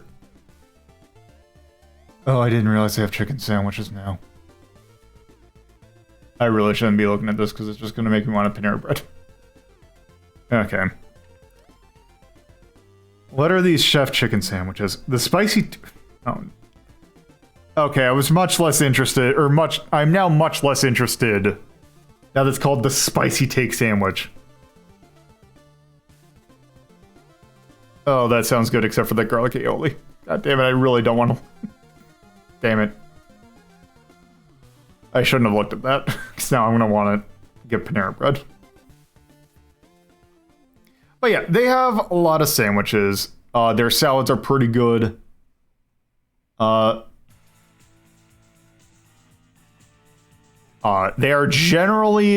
very bougie. Like, they're incredibly bougie. Their soups are also pretty good. Overall, I really like Panera Bread. They recently got pizzas. These pizzas are also pretty good. Also, they have a bread bowl soup, which is very appreciated because soup in a bread bowl is something that is very underrated. And also, you have the Epic too. It's also really good. All right. Panera Bread, that is going to be a lot higher tier. You can have bread with long sandwiches. In fact, you can get a bread bowl. You order a bread bowl, and they give you a side in which you can get more bread, which is what I usually do, because I'm garbage. Or at least I like shoveling garbage in my mouth.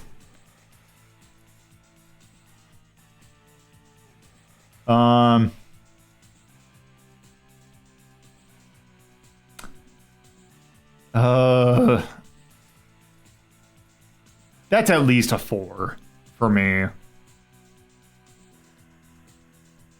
I don't think you can make a bread sandwich. I'm gonna call it a 4.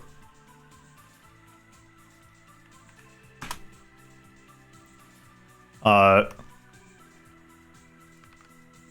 the problem is I don't think that there's anything you can put in the middle of the sandwich that's bread. Also definitely pricey, so we're gonna knock that down. Oh, I knocked it down there. Okay, Panera Bread. Okie doke. So, let's move on.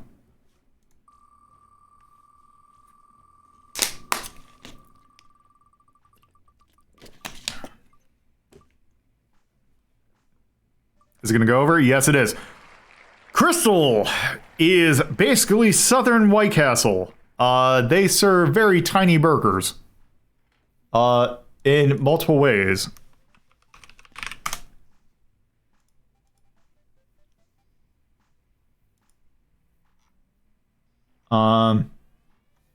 Yeah, here we go.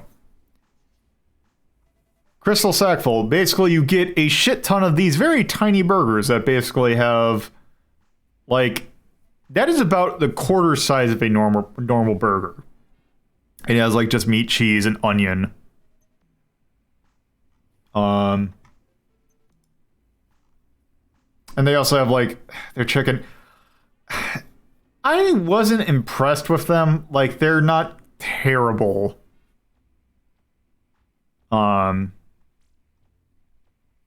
Also, very tiny hot dogs.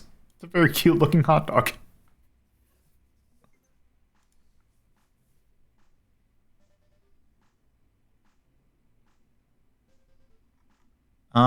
Let's see. Yes, Tyrion, you get it. That is the entire... Basically, they were trying to really save on money, if I recall, and they just, like, you know what, just make a shit ton of them. Also, I believe that they are a crinkle cut fry location. They don't actually list what the... Also, this website sucks. Party tots, party fries. No, they are a straight cut fry. Okay, Crystal. I'm gonna say 9.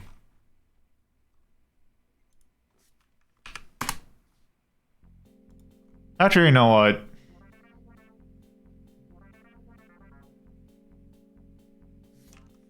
gonna say actually probably. Oop. I'm just gonna give it a 10. I do think they're very cheap though, from what I recall, so that's at least decent. Okay, what's next? I think if I get in the next like 45 minutes, I think after that I'm just gonna do lightning round.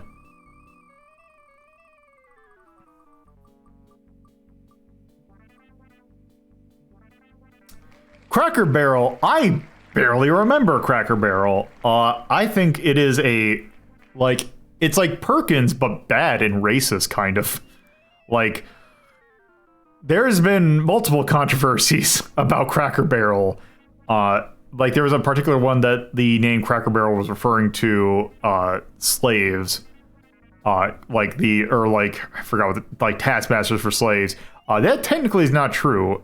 They have said that it is based on soda cracker barrels for like a general store, which the general store is a very prominent part of Cracker Barrels, and it's like very like like the quote unquote Wild West Americana, like late 1800s.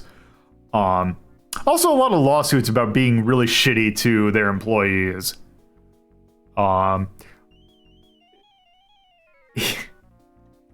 And yes, it is the whitest restaurant that I've ever seen. It is where I learned, the thing that I remember most about Cracker Barrel is they would have these little wooden games that had pegs, like essentially golf tees in them, and that's how I learned how to play Peg Solitaire. It's not good. I think the food is just generally very bland as well. I've never heard anyone say good things about Cracker Barrel. Or at least people whose opinions I would count. Cracker Barrel. I'm gonna say 17. Just I'm sure it was okay, but also just generally not good. Also, bad business practices. Also, yikes.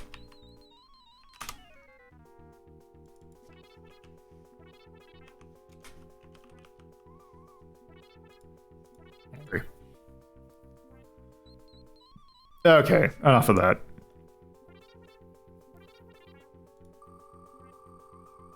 Also, I appreciate the song that's just losing its mind. Auntie Anne's!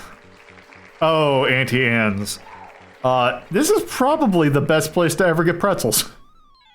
Another place like Sbarro that is a mall staple.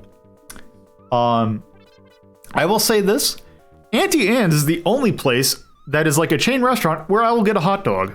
Because their pretzel dogs are incredibly good.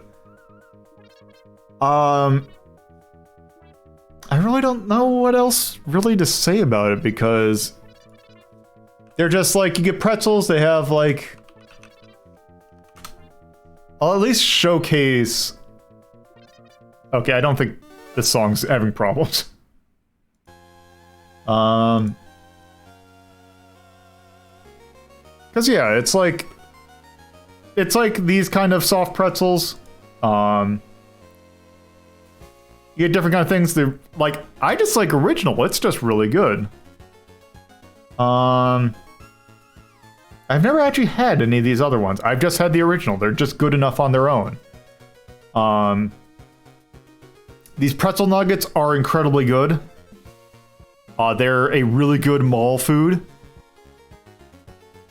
And pretzel dogs, which you would imagine that like a chain like mall stand place would have really trashy hot dogs. Not necessarily. These pretzel dogs are fantastic. Also, I need to get some of these. These look really good. Also, I don't know why they're they're tried with cheese dip. No, what you get with that is, do they list their dips? They're cream cheese. It's very good. Also, I'm sure marinara would also be pretty good. Also, their lemonade is also pretty good, which I appreciate a lemonade. But yeah, Auntie Anne's, incredibly good.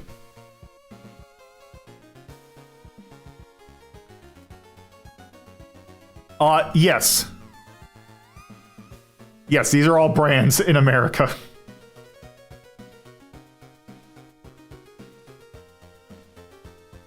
You know what? Screw it. 1.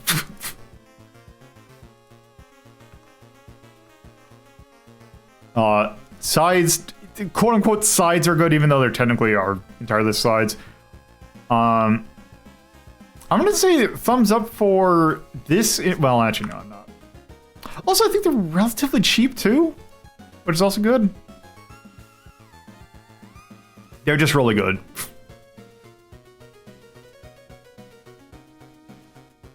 Okay.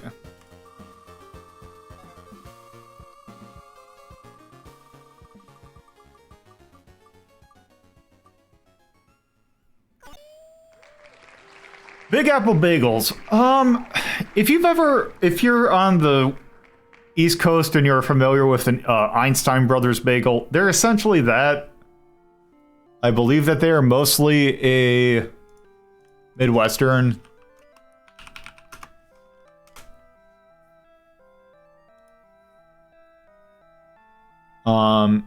Let's see if I look at the menu. So yeah, obviously with Big Apple Bagels, it's mostly bagel places. They have actually pretty decent sandwiches, which you can pretty much get like most. You can basically get any bagel that they have. You can turn into a sandwich. Their bagel variety is incredibly good.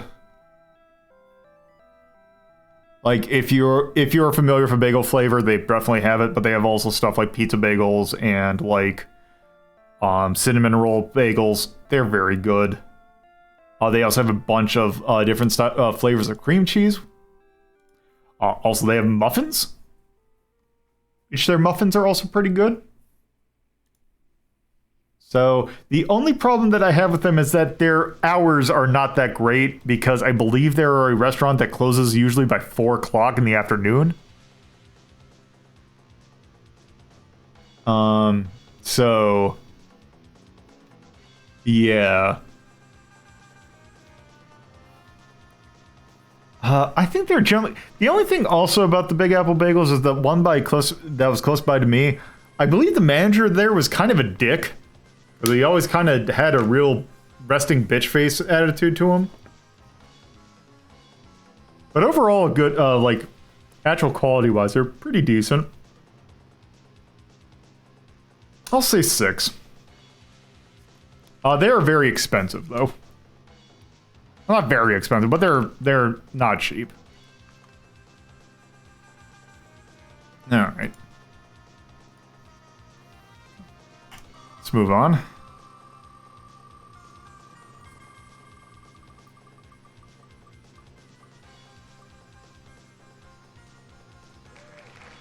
Starbucks. It's Starbucks. Do I really need to say much about Starbucks? Coffee place that also has some sort of like snacks, like had a bagel from there that was incredibly okay.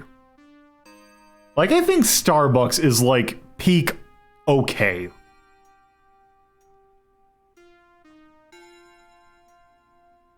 Yes.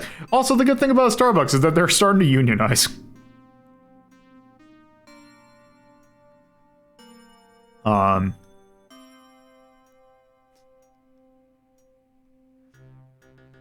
Yeah, I don't think... Like, I'm thinking maybe...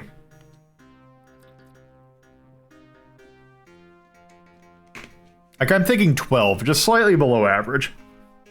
They'll get the job done, but it's... Yeah. And yeah, they are overpriced to shit. They do got that pumpkin spice latte that people like. Also, people really bitching about cups. But yeah, I think that's good for Starbucks. I think everyone knows Starbucks.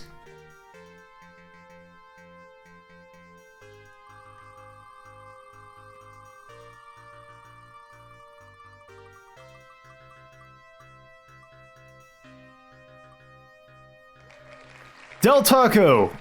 So from what I could tell, apparently Del Taco is basically Jack in the Box, but what if the tacos from Jack in the Box are basically the entire thing?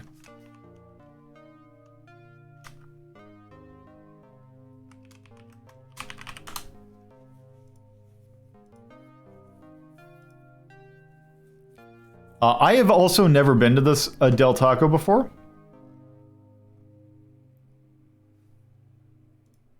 Has anyone in chat been to a Del Taco?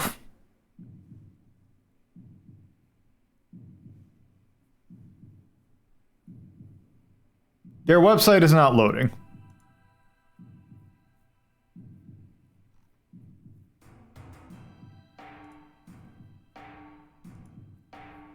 I think I am just going to skip Del Taco.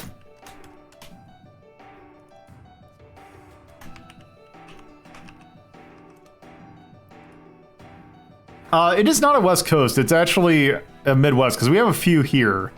Yeah, I would imagine, Tyrion, that you would not have a Del Taco. Because... I feel... God. Alright, enough of Del Taco.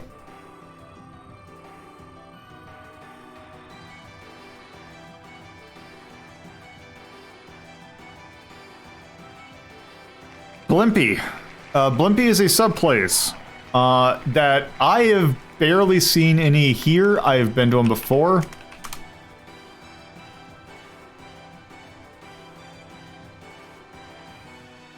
I like their logo. Oh, they have paninis. Oh yeah, they're a pretty basic sub. What the hell is this? Turkey, roast beef, prosciutto, salami, pepperoni. That's a...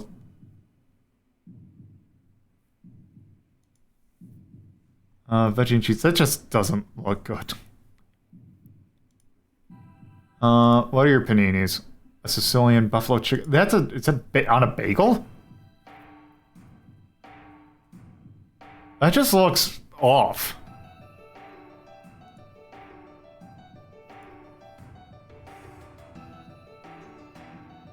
Hot subs.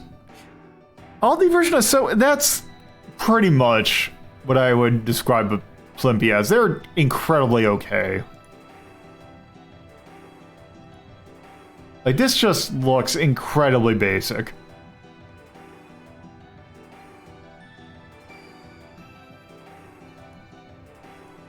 And from what I recall, they're incredibly basic.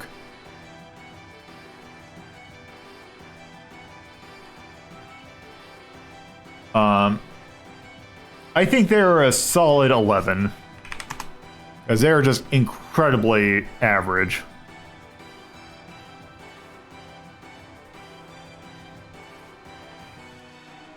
Alright.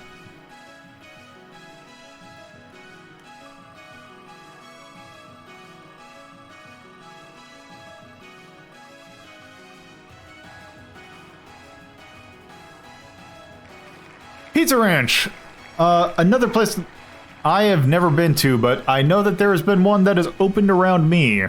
Oh, also I forgot to show that. Yes, it's Pizza Ranch.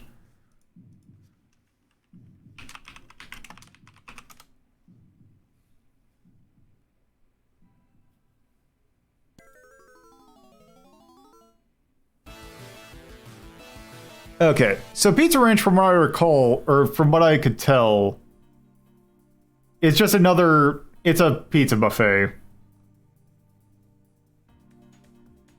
There's one that's opened up recently, pretty by me. I've wanted to try.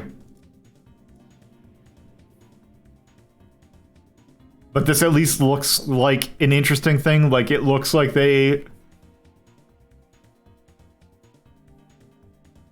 Also, why is there whole... Okay. I don't like the... I don't like that it's called Sweet Swine. That just sounds very terrible. Like, Hawaiian is not a great name for that kind of pizza, but also Sweet Swine is a worse name.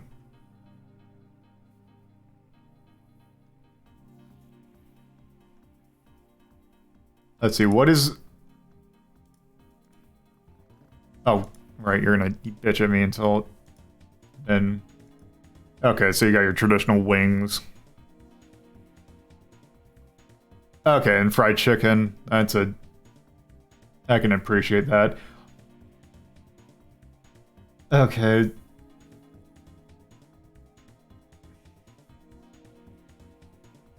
Okay, this sounds... This... Oh, that pasta doesn't look good. That looks incredibly basic. But yeah, this actually looks like it has a decent amount of things. Does it have cooked? It does not. Coffee is, oddly enough, one that I don't see a whole lot of. Okay, and I bet you... This looks like it... Okay, it's just dessert pizza. That's a very... Kind of actually... That is...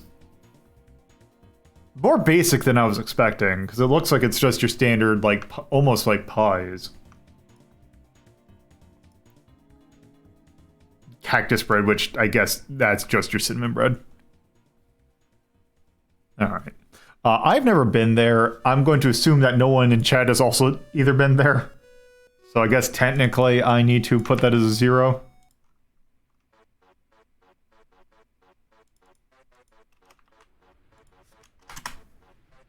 Okay, let's move on.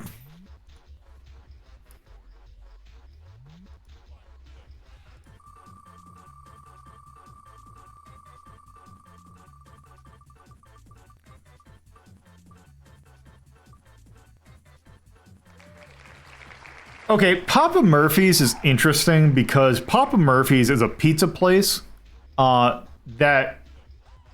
The thing with Papa Murphy's is that it is a take and bake pizza place. It is a... You basically order the pizza and you bake it yourself. I don't understand the appeal of it, but that's what it is.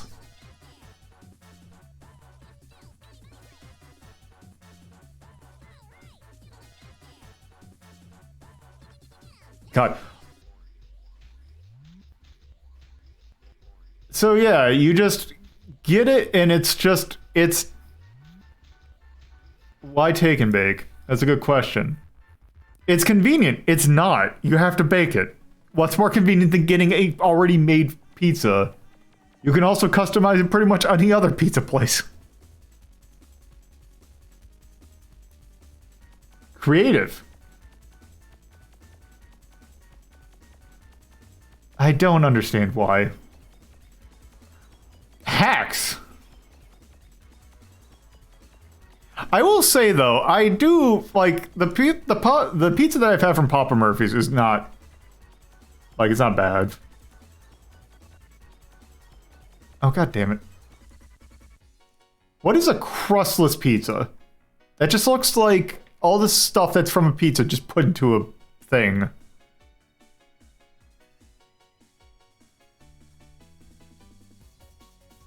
But yeah, let me actually block this so I can enter in my, explore the menu. What is my,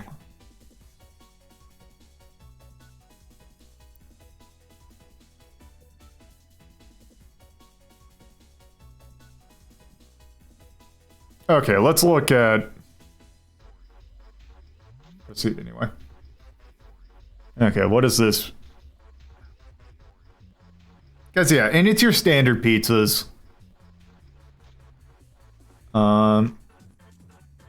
Create your own pizza. Let's do a large, original, or thin crust. Customize whole. It has a decent amount of different sauces. Topping cheese. You have mozzarella and topping cheese. What toppings do you have? Okay, different cheeses. Decent meat selection. And zesty herbs. And yeah, it's alright.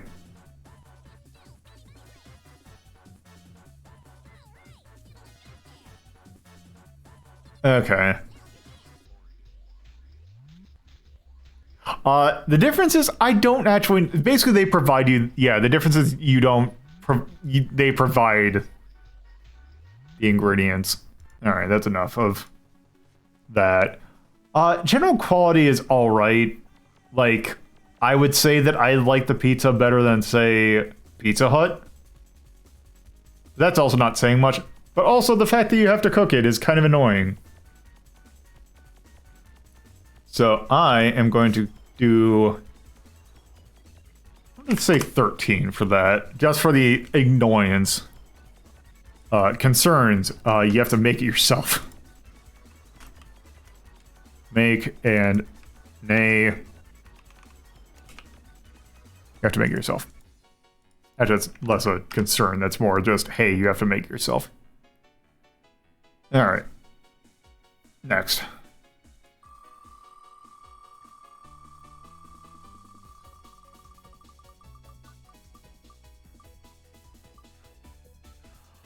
Alright, so, Culver's. Culver's is a burger place that is frozen custard. Incredibly good.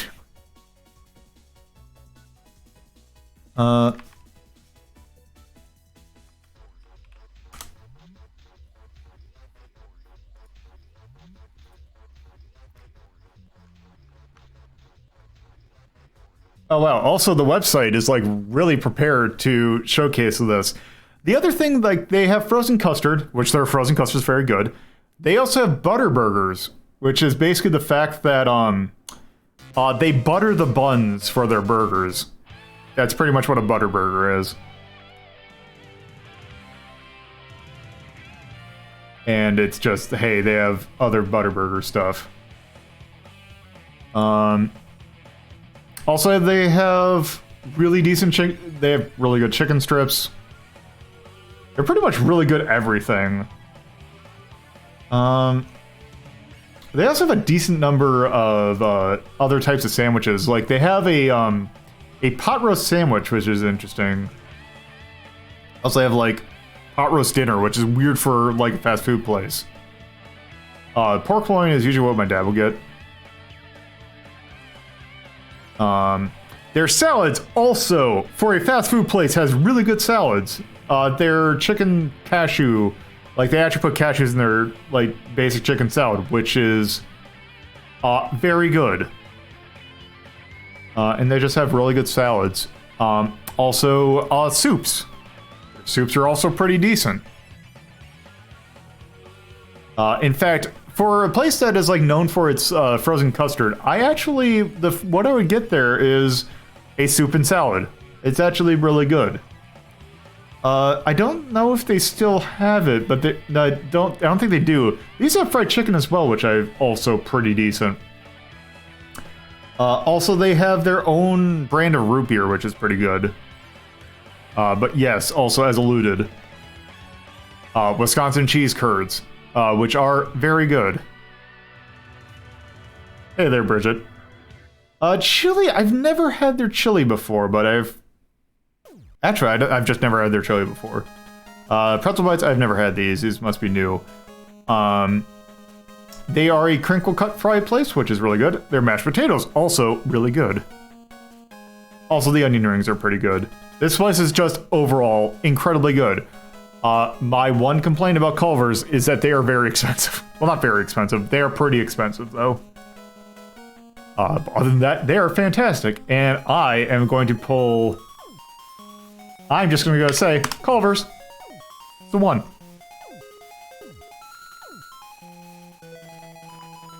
Only problem is that their price. But they are usually worth the price. So yeah. Also, they have a thing where in their shakes, you can get malt powder in them, so turn them into a malt. I actually really like malts. Okay. So, that's Culver's.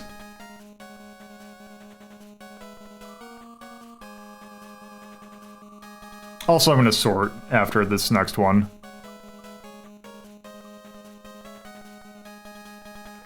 Denny's. American diner food. It is not good. Generally, usually considered the joke. 420 is a good... I would accept 420. Oh, you son of a bitch. Why do you... It's Denny's, you don't need a specific menu, but here, fine. Primarily a breakfast place, though they do have normal food, or like food for the rest of the day. It's alright. Of course, can't talk about Denny's without talking about the Grand Slam. Which is basically just pancakes. It's just basically a full breakfast. That's a lot. I've actually never had them breakfast. I've only had them like lunch. And their food is just incredibly... eh. Yeah, I think...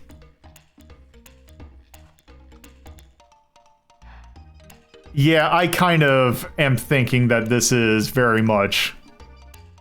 Wait, also, do they still have... I need to check, do they still have something? Classic breakfast. Okay, they do still, in fact, have... they still have moons over my hammy.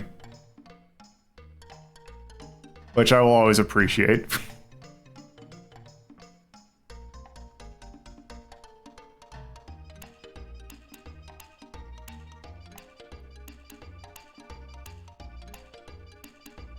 So yeah, that's Denny's.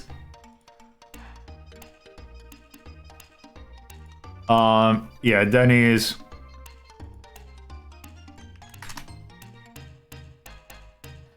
Yeah, that sounds like that's peak Denny's experience, or when you'd want a Denny's. Can't really think of much else. Price, looking at, let's see, if I look at just...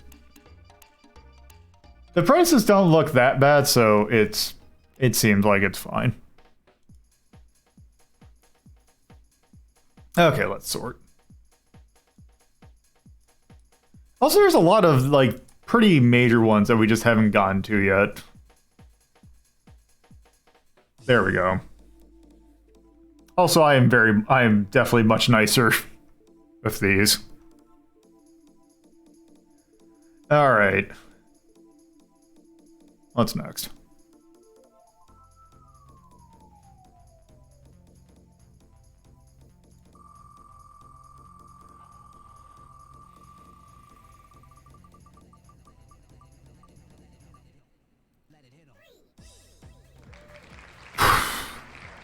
Red Lobster.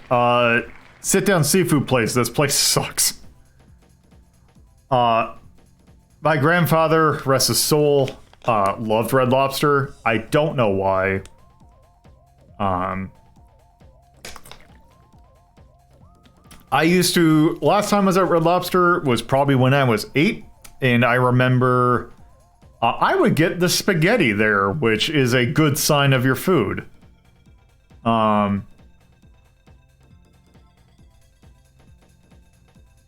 I'm gonna say Red Lobster, like...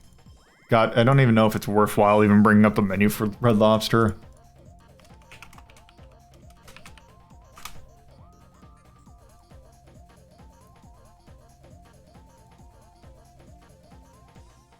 Because, yeah, it's just...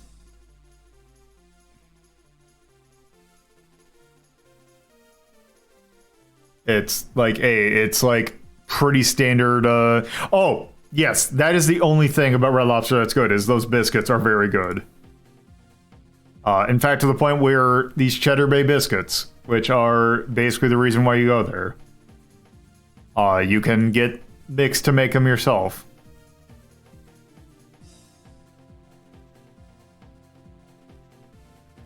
This is Linguini Alfredo.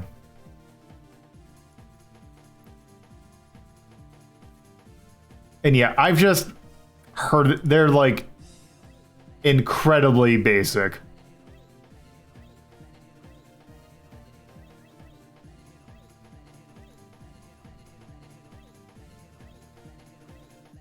I wonder if this is... oh, they don't even have that.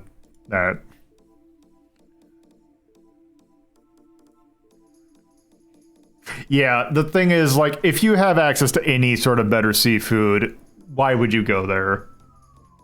I'm thinking 16, just above Cracker Barrel. I will give a thumbs up, though, to those biscuits.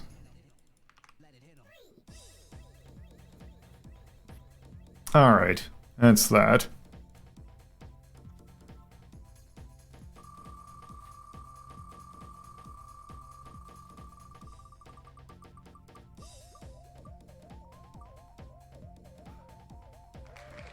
Chuck E. Cheese. Basically, I just know this more from people who are like, oh, Chuck E. Cheese, that's just a place that you can get beer with your pizza. Like, I just recall that pizza and Chuck E. Cheese just like, it tasted a lot like a like it would have pizza that you would get from like a grocery place. What's a fist fight? And yeah, it was basically, hey, let's just have the kids, just give them something where the adults could drink beer. God, also it's great that it's playing like pole position style music, because that is where I played a lot of pole position. There are a lot of games that I recognize, like I associate with Chuck E. Cheese, like the Jurassic Park arcade game. And yeah, it's just like very like not great pizza. It's also great because there was, what was it? They had like a conspiracy theory because the way that a lot of pizza would come out of at Chuck E. Cheese, that it would come out uneven. Like it wouldn't be, well, so Tyrion, the thing with that is that Chuck E. Cheese was a spin-off of another place called Showbiz Pizza, which was a, which basically was Chuck E. Cheese, but with a different atmosphere. And yeah, it was affordable. It was an affordable like kids' birthday party place. Okay. Let's see if I can find a picture of it. Okay, so here's like, this is probably a bad idea, but like, here's like a lot of the pizza. Like, you see how it looks like very uneven. There was a conspiracy theory that I don't know if conspiracy theory is the right word, that basically they would like this pizza would like technically come from like 3 different pizzas. Oh, was Chuck E. Cheese first? Okay. I think I've been to a Showbiz once when I was like 3. But yeah, Nolan Bushnell was involved with the thing with that. Chuck E. Cheese is just not a very good place. I'm gonna say 15. And just kind of move on from there.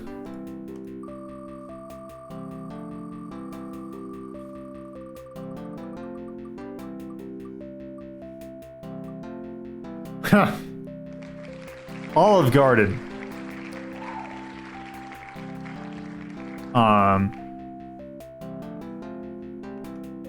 Yeah, just a very, generally not great place. It is if you want to eat a lot of calories, Olive Garden's a really good spot. Also, you just have a thought, like, I think the last thing that I associate, well, no, it would have been later, but I think actually, so the place I used to work at used to have like, occasionally as our group, we would go out for lunch for anniversaries and all that. And I believe Olive Garden was the last place we went to before we stopped doing that. Also, I just remembered that, and this is not a correlation, but my grandmother had an aneurysm at Olive Garden, which was the cause of her demise. So that's the two things I think of Olive Garden. Also, just a lot of weird memories of Olive Garden, but generally their food's all right.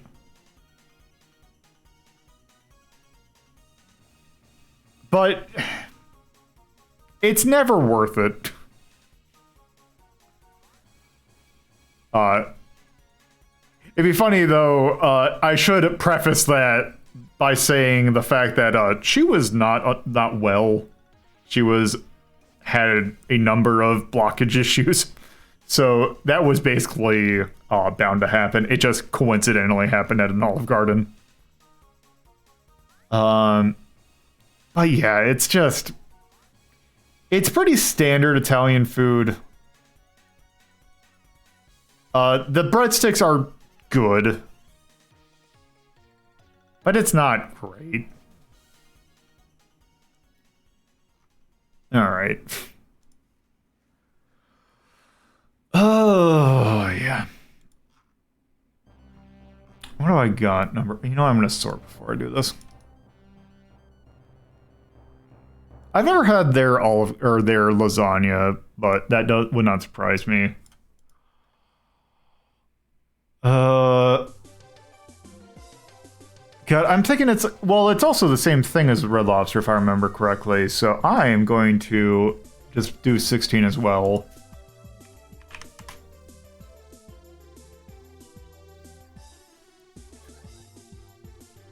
They're also very expensive. And also calorically dense.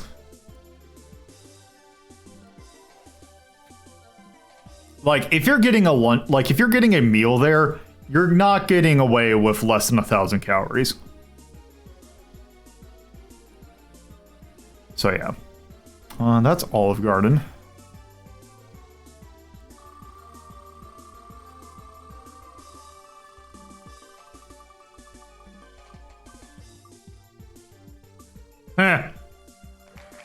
Papa John's.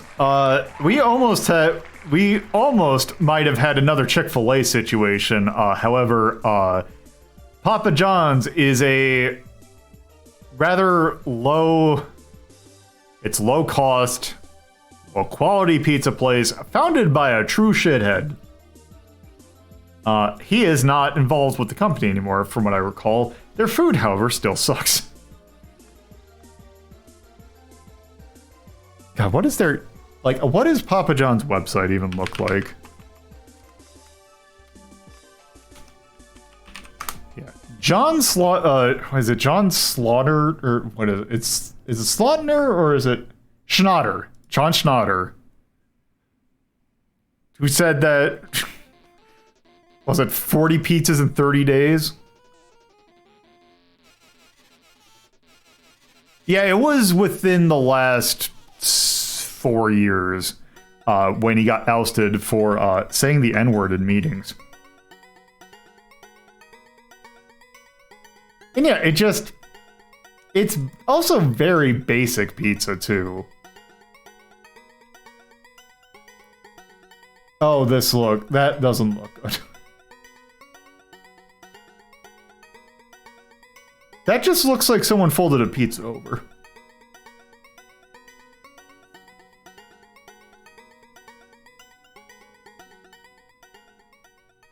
But yeah, my impression of Papa John's it is very not good pizza.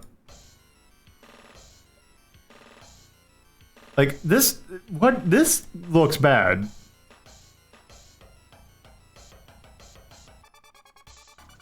That does not look good. I would disagree. I think Pizza Hut's better. Domino's, maybe not. Yeah, handcrafted is a real bullshit way of saying, hey, we technically made it there. Alright. That's enough. Papa John's. This is going to be a low one.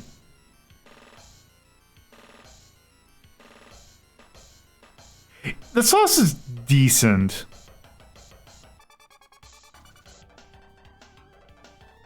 Yeah. God,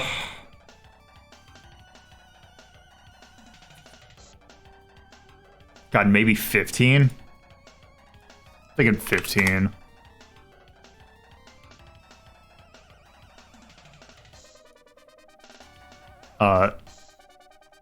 I'll give it a thumbs up for the price. Technically, I think technically it's still cheaper to make your own, but also it's much less convenient to do that. All right, what's next?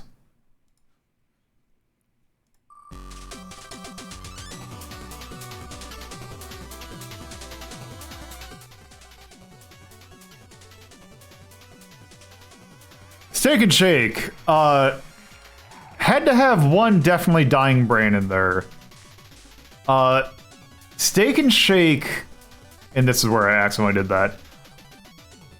Steak and Shake is an interesting situation because I believe Steak and Shake technically is dying. And basically it's being handed over to franchisees.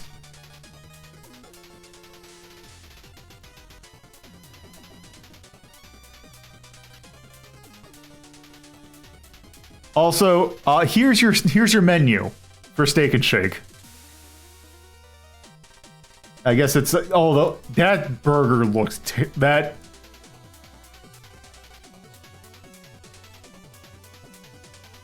God, that I don't like the way that looks.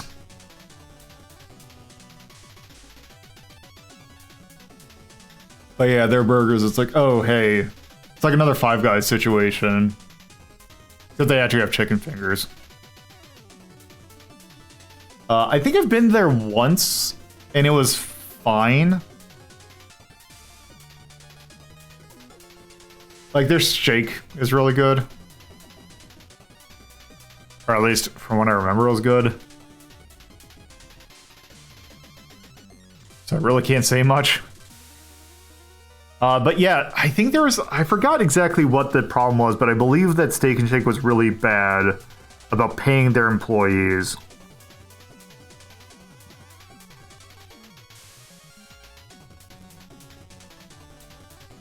But yeah, apparently Steak and Shake as a brand is like something, it's like, yeah.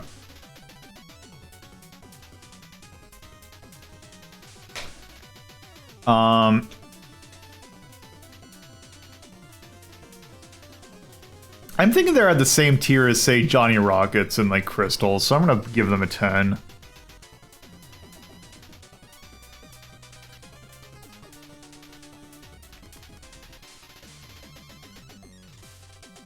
Now I'll give a thumbs up for their desserts.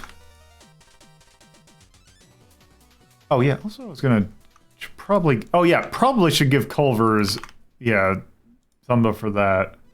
Source A&W. Oh, I did put A&W there. Okay, good.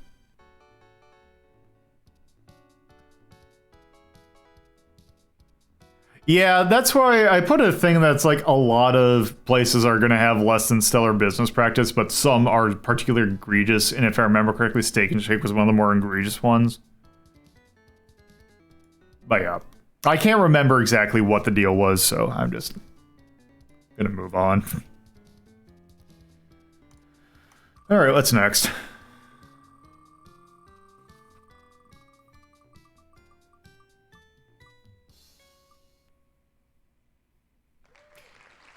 Burger King.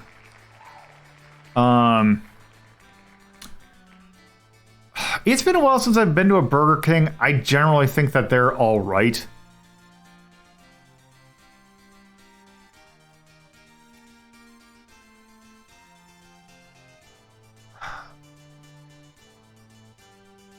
Like, I think they're all right. I see A&W right here. I'm thinking right in between.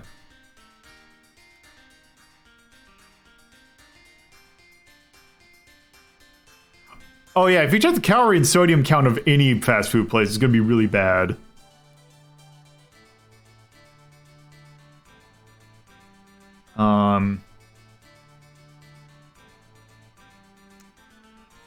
think maybe a 9.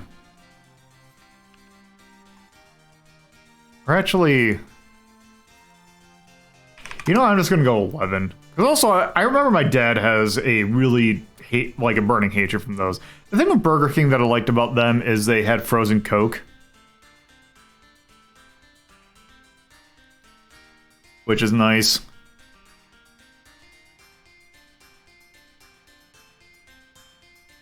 Oh yeah, so I think I'm gonna give 11. What's a lawsuit?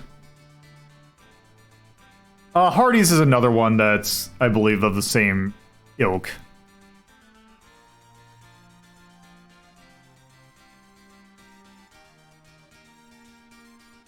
I move. Let's see. Also, I'm looking at the time. I'm gonna try and lightning round some of these.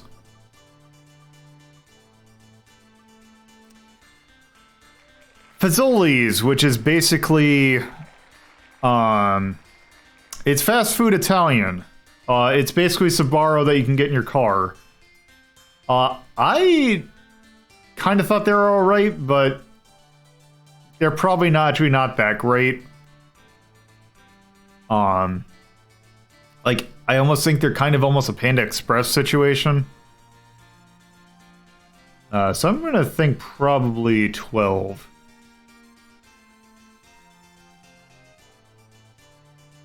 For Fazoli's. Oh, not 45. 12.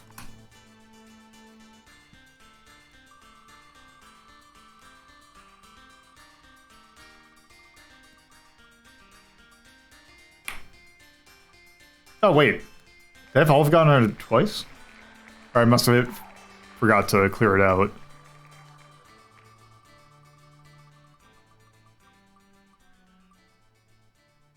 Yeah, oh, some of these I did not clear out.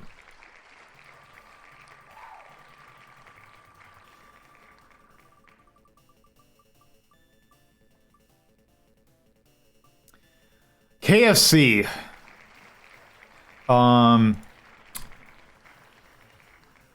KFC, very greasy fried chicken.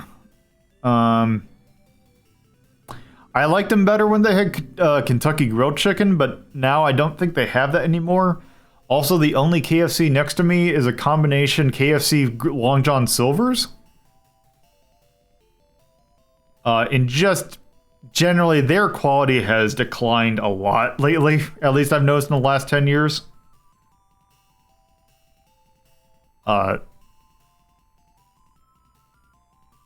So I'm going to probably say... I'm going to say 14 for KFC.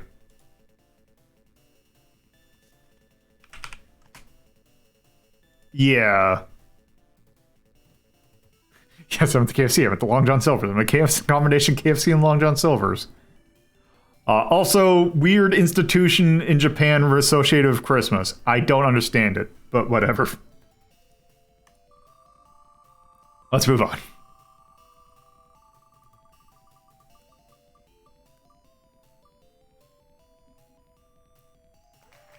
Baskin-Robbins. I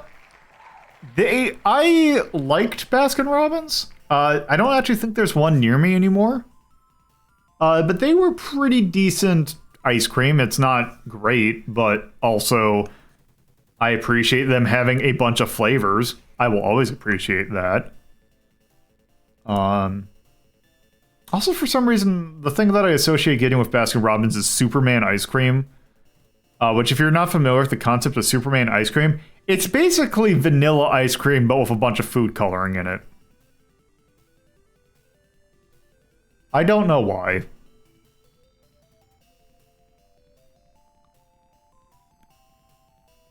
KFC used to have ice cream, I do believe, but it's so dependent on location now. I want to give them an 8. As there's a lot better options. I will give them thumbs up for out there-ness.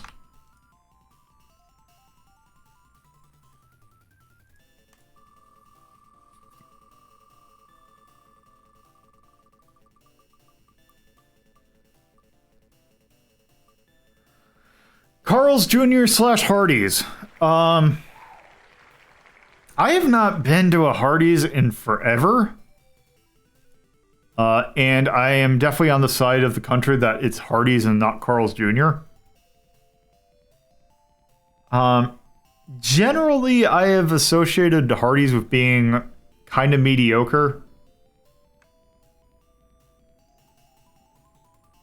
So I am going to actually give them an 11 as well. Because I remember them being all right, but they're a burger place that doesn't do anything substantial.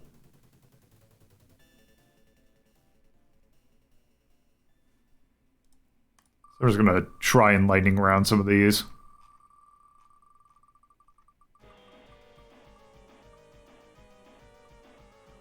Popeyes. I have never been to a Popeyes before, and I probably should rectify that. We only just recently got a Popeyes around here, I think a couple of years ago, and it is in a part of town that I hate driving in.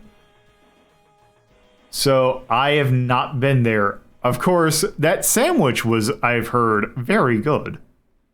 And yeah, as I've heard, it's basically KFC without the hatred associated, or not KFC, it's Chick-fil-A without the hate associated with it. I don't think Popeyes does serve spinach.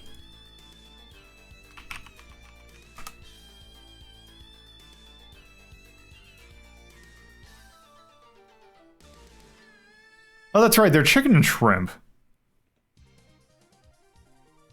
Or actually, are they primarily seafood?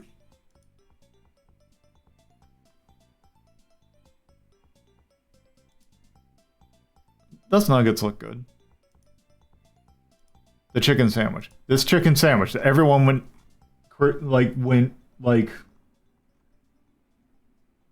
ridiculously hyped for.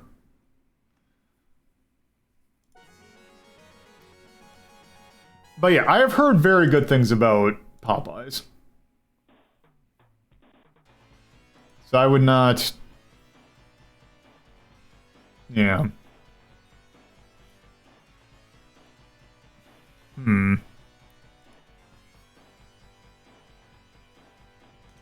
Yeah, the more that I see that, because I didn't even realize that Popeyes was a seafood place. I thought it was just chicken.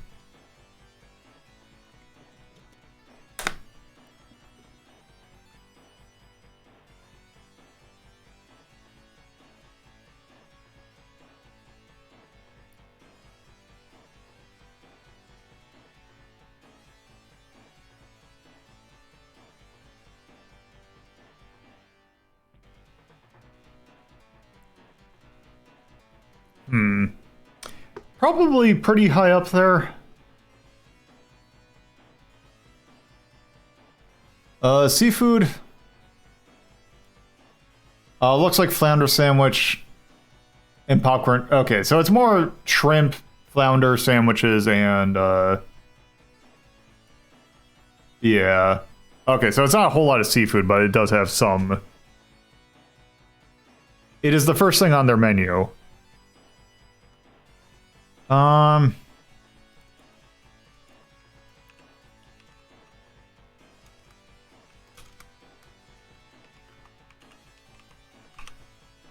So I'm going to give the shrug, because I don't know. But also, say 5.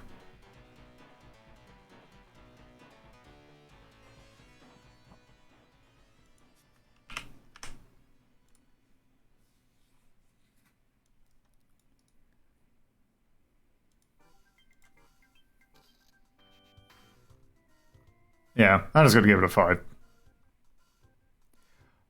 Okay, what's next?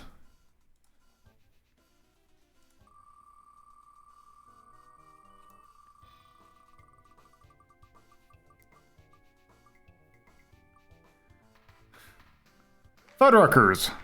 I've been to a Fuddruckers once.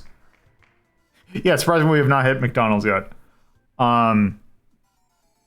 Fuddruckers is a burger place like Red Robin. I generally thought that they were slightly higher quality than Like, they were pretty decent. Fuddruckers is still around, and unfortunately, the thing I hate about Fuddruckers is I associate it with the movie Idiocracy, which is a bad movie. Oh, it's all... Oh, it's... Okay. That's interesting. Yeah, I mean, there was, like, a lot of... There was a joke about Fuddruckers in Idiocracy more. I'm not thinking 12. I'm thinking maybe... I'm thinking 7. So I remember it being decent, but probably not too decent. Oh, there we go. All right. Oh, also, it's Joe, 7.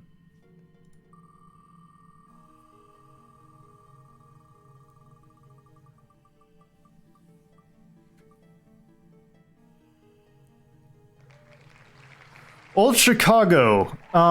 It is a pizza place and kind of a more sit down, kind of like a what other pizza place do we have? I thought we had another pizza place that was like a sit down pizza place.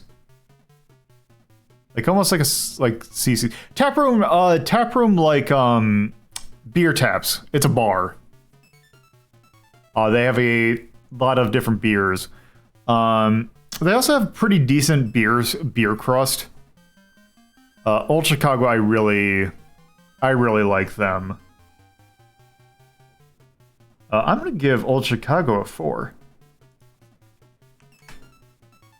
I think they are very expensive though. Well, they're not very expensive. But I mean, yeah. So yeah. I went ahead and put... I need to tap... So my preview window is a little bit off kilter today, so I am having trouble seeing that.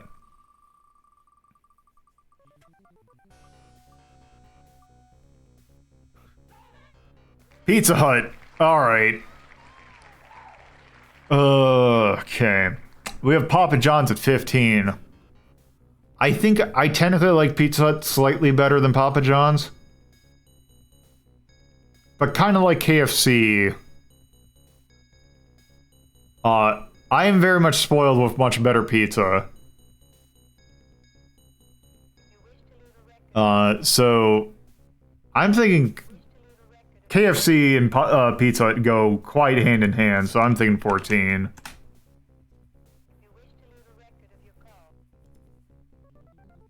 That's just a weird mix. Yeah, but I actually had the same problem where the last time I had Pizza Hut, I had heartburn where I usually don't get heartburn that often. Heartburn, like basically a chest ache that you get for like a stomach ache. It's kind of hard to describe if you've never had it. Real tightness in the chest.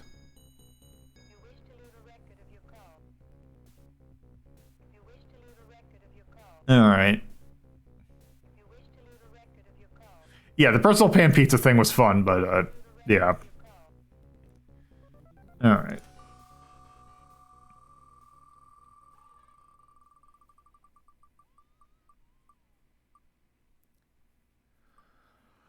Waffle House! Oh, man.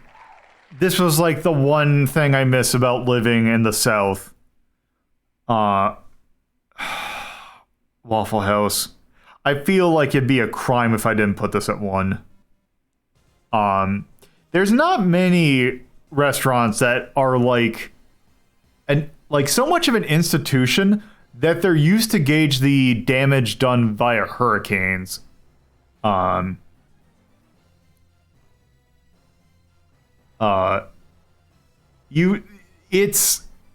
there's a thing with Waffle House is that granted, this probably is based off of some pretty shitty practices. But I heard the people who work there are like really into this. That I can't remember what exactly it's called, but there is a scale that determines like whether or not a Waffle House is open determines how bad of the damage a storm did to the region. Because Waffle Houses barely ever close. And yeah, just incredibly good breakfast food. Really good waffles, really good, like, that's where I learned to, like, really like traditional style hash browns. Just very good. It's like the one thing I miss. Just really good overall.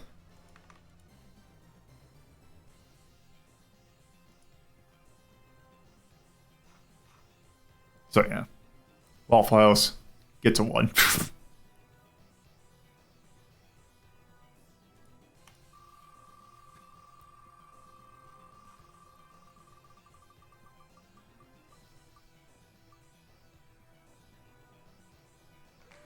Chili's, quote-unquote Mexican style American sit-down place, very akin to a TGI Fridays, or,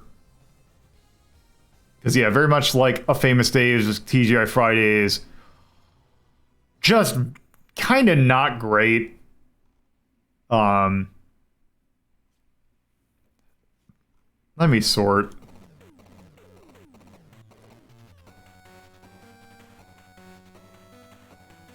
Do I have anything? I'm just kind of looking. I'm kind of thinking 15 for Chili's.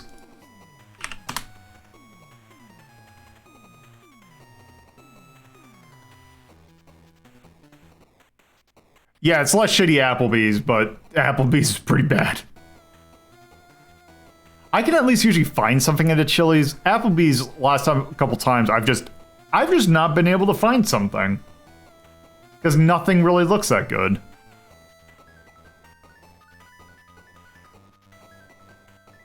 Alright.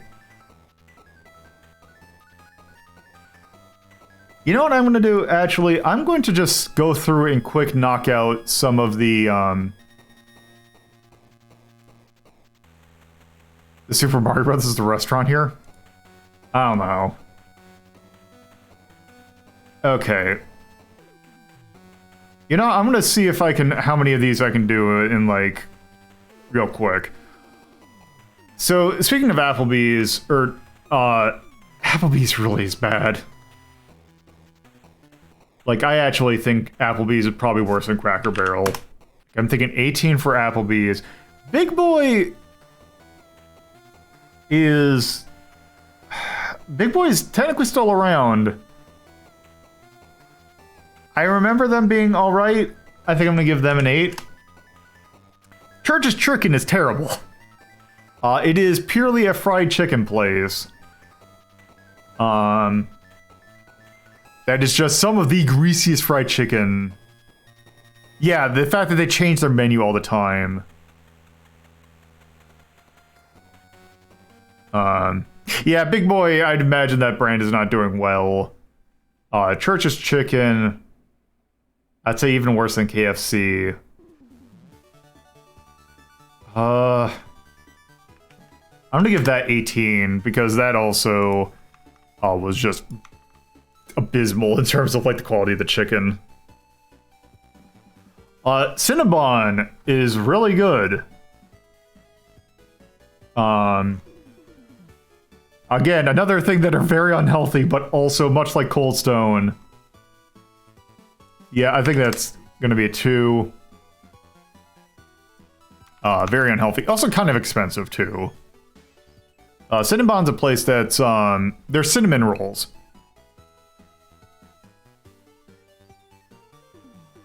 Yeah, it's thick. Cousin Sub, I'm just gonna go through the major ones. Dairy Queen gets, I think Dairy Queen has really good food. And I think, like, it doesn't get, like, I really like the food at Dairy Queen. I'm gonna say that's a 5. Also, Blizzards are really good. Also, their fries are really good. Their chicken fingers are really good, and the basket comes with a thing there. Yeah, that's also the thing, is that, yeah. Dave & Buster's I have not been to, so I don't know much about the food there. It doesn't look that good. Yeah, they are kind of expensive. I don't know, I always liked it. To 1 point higher. I'm fine with that. I went to the Dave & Buster's recently opened by me, and it did not look that great.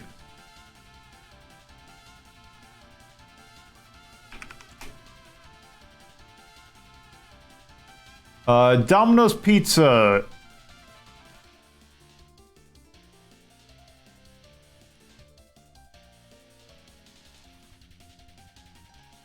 Oh god, I am gonna need some more time with this.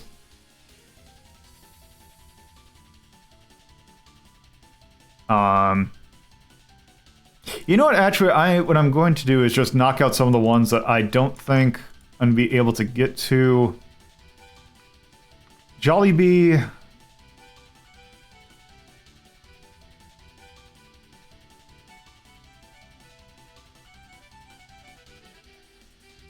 Who Hot. Let's see. 0, 0. Actually, I've never been to an IHOP before.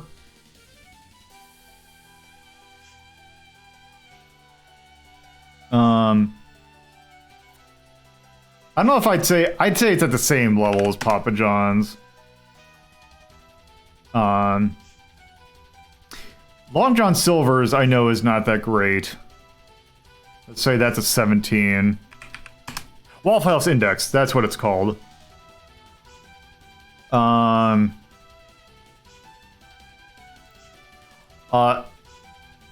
Let's see. Dunkin' Donuts is pretty alright. Not great. I'm gonna give that a 10.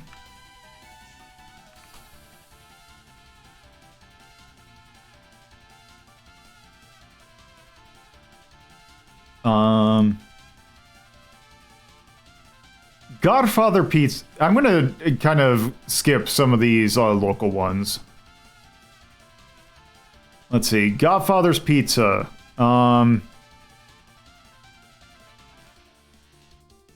Yeah, they're kind of more of a knockoff of Starbucks. Godfather's Pizza, I never really cared for their pizza, but I guess technically they're better than Pizza Hut. Yeah, they are. I'm gonna give them a 13. Actually, no, do not rest in peace, Herman King. That sucked. Speaking of sucking, Golden Corral. That place is a disease pit, which if you're not familiar with what Golden Corral is, it is a buffet that is really low quality. I kind of see in my head the same level as Cracker Barrel, so I'm thinking they're... Hard Rock Cafe is very much overpriced, like...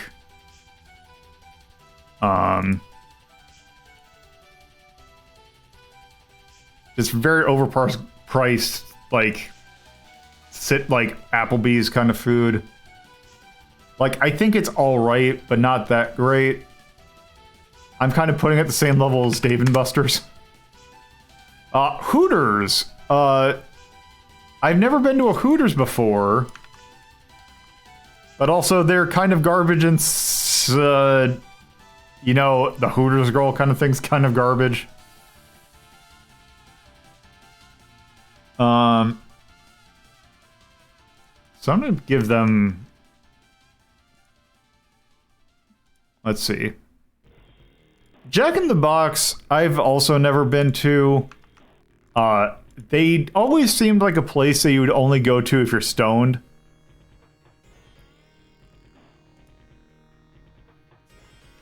So I'm gonna give that 420.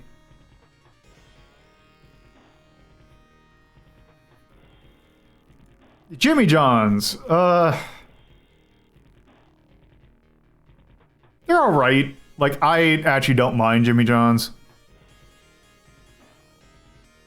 I have not heard that, but that would not surprise me about Bridget. That would not surprise me.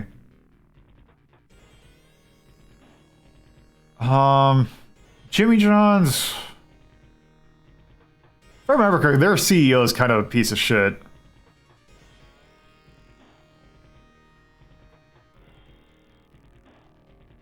I'm kind of thinking 12.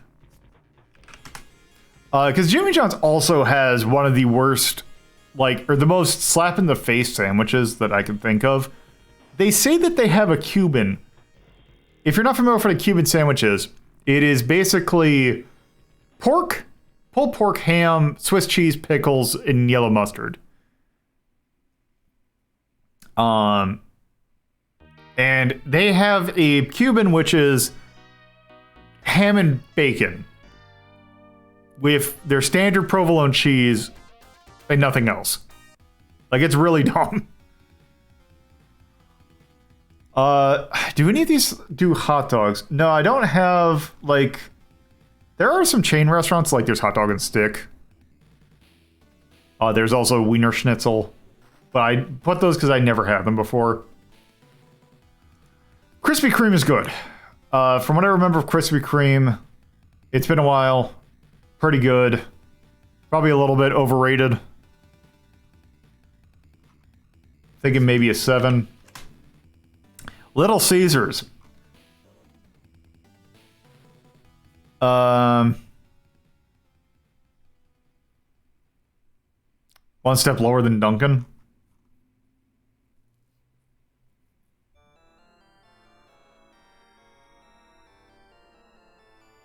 All right.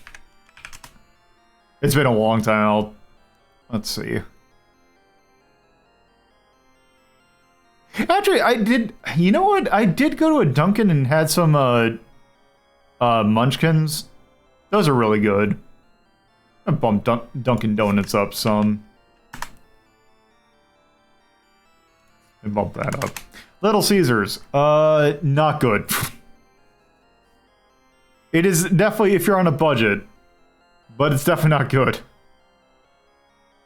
I would say maybe...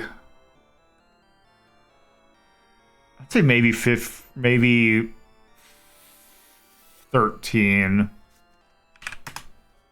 And then give a thumbs up the price. Longhorn Steakhouse, I think, is pretty good. Little Caesars is pizza. Longhorn Steakhouse is alright.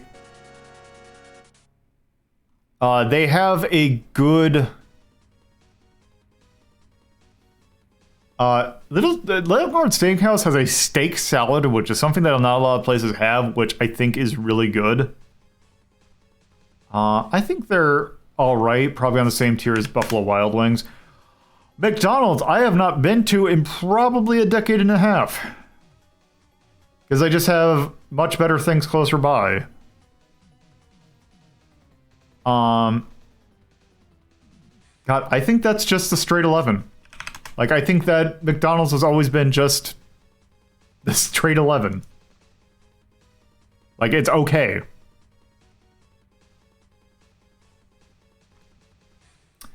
Moe's Southwest Grill. I have heard a lot of people say they do not like Moe's Southwest Grill. I think it is alright. I think it is better than Chipotle, which is not saying much.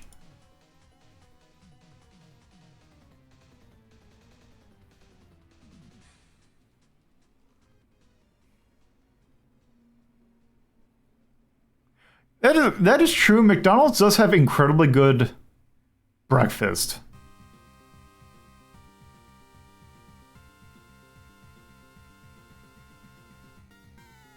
I still think they're pretty on average, though. So I am going to... I'm going to give Moe's, like, an 11. I think they're alright. Like, they're incredibly... Like, they're... Actually, you know what? I'm going to give it a 10. Nando's is something that... they are right by... the convention center that MagFest takes place in. There's a Nando's nearby. And I have heard nothing but incredible things. Also, it is kind of interesting to have an African-based food chain. Even though it's more... I think I was looking up, it's like semi-Portuguese, but also... Like, it's based on, like, the spices from, like, Zimbabwe and that. I'm gonna leave that as 0. Because I have not been to there. Noodles and Company is, Peri Peri. Yeah, Nando's Peri Peri. Noodles and Company, I like Noodles and Company a lot. I'm gonna put them on the same thing as Firehouse.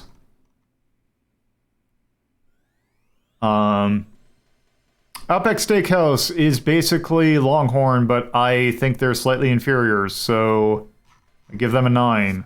Bloomin' Onion is a crime against humanity, which is basically a giant-ass onion ring that's like 2,000 calories. P.F. Chang's, which I believe is also pretty much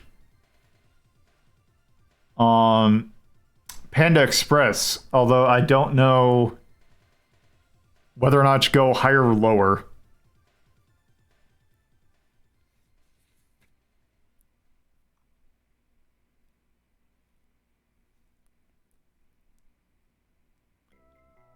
A lot of oil and just a lot of fat. Joey's level.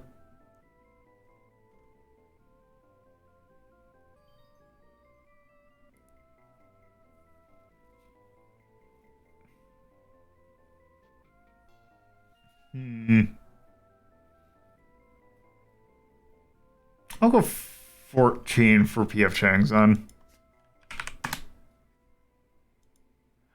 Pizza Inn, which is a brand that I think is on the decline. I think it was slightly lower. Like, it's better than I think it's on the same level as Papa Murphy's. They had a really good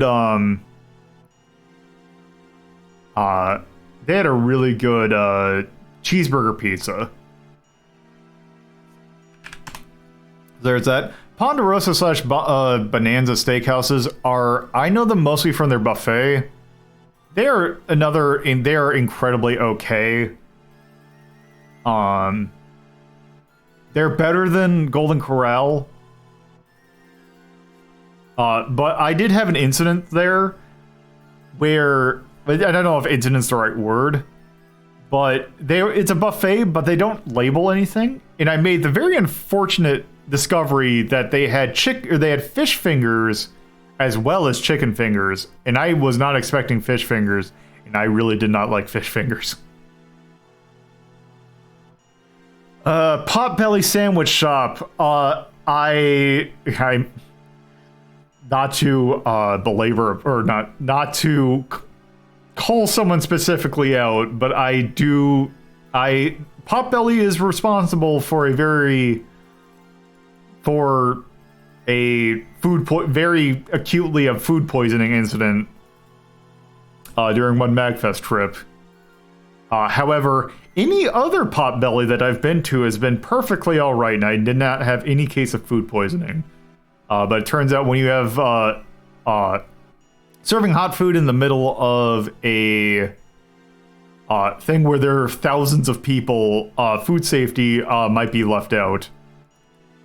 So I will denote the fact that I knew someone that got food poisoning from it. But I really like Potbelly, actually.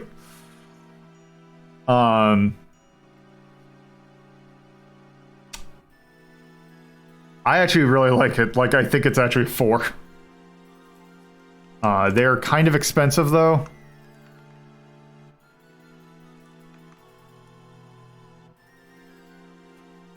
And if the person who did get it is wondering, it's like, why did I not specifically say it, as I didn't want to specifically name who got it. Qdoba, I have never been to. I've heard good things, but I've not been there. So, if anyone wants to make a claim for Qdoba, go for it. But I've not been there. Quiznos rest in, like, man, it sucks that, like, all the Quiznos by me have closed down. Quiznos is really damn good. They are another sub place, but they serve, like, toasted subs. Just really, really good. Equal to Chipotle. That's kind of what I figured.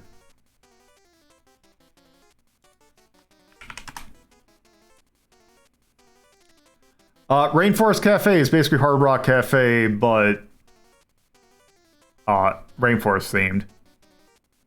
Like, very bougie. Very much overpriced stuff. So like 14. Rally / Checkers. Godlike fries. Nothing but good words for the fries there. Like, the fact that you can buy them in the grocery store is, like, a godsend.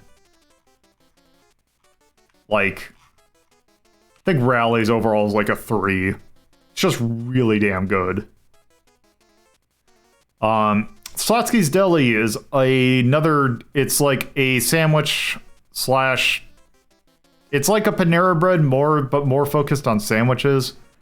I really like Schlotsky's. I also think that's a 3. They also have pizzas. Slightly expensive. So I'm going to mark that down. Oh, also I'm going to mark that down for there. And also, where's Hard Rock?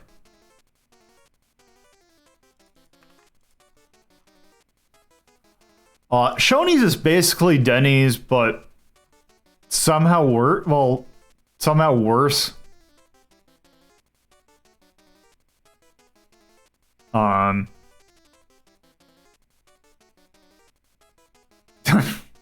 Interesting. Shoney's, it's like Denny's, but not as stonery and just kind of not that good. I'm thinking 16. Sonic Drive-In. I really like Sonic Drive-In. It's a shame that there's not one near me. I kind of think that there are 4. Also, I like the fact that it's a drive-in. I appreciate that. Subway sucks real bad. Probably like, I mean, they had the thing where their bread can't legally be counted as bread in Ireland because there's too much sugar, which bread has sugar in it, but not that much sugar. It's just the sandwiches are like, the ingredients in Subway are just so low quality. And just so bland. That it's just... If there's a sandwich shop anywhere near a Subway, just go to the other sandwich shop. They're slightly cheaper. Like, their prices are good, but other than that, Subway kind of sucks. Like, they're the Papa John's level.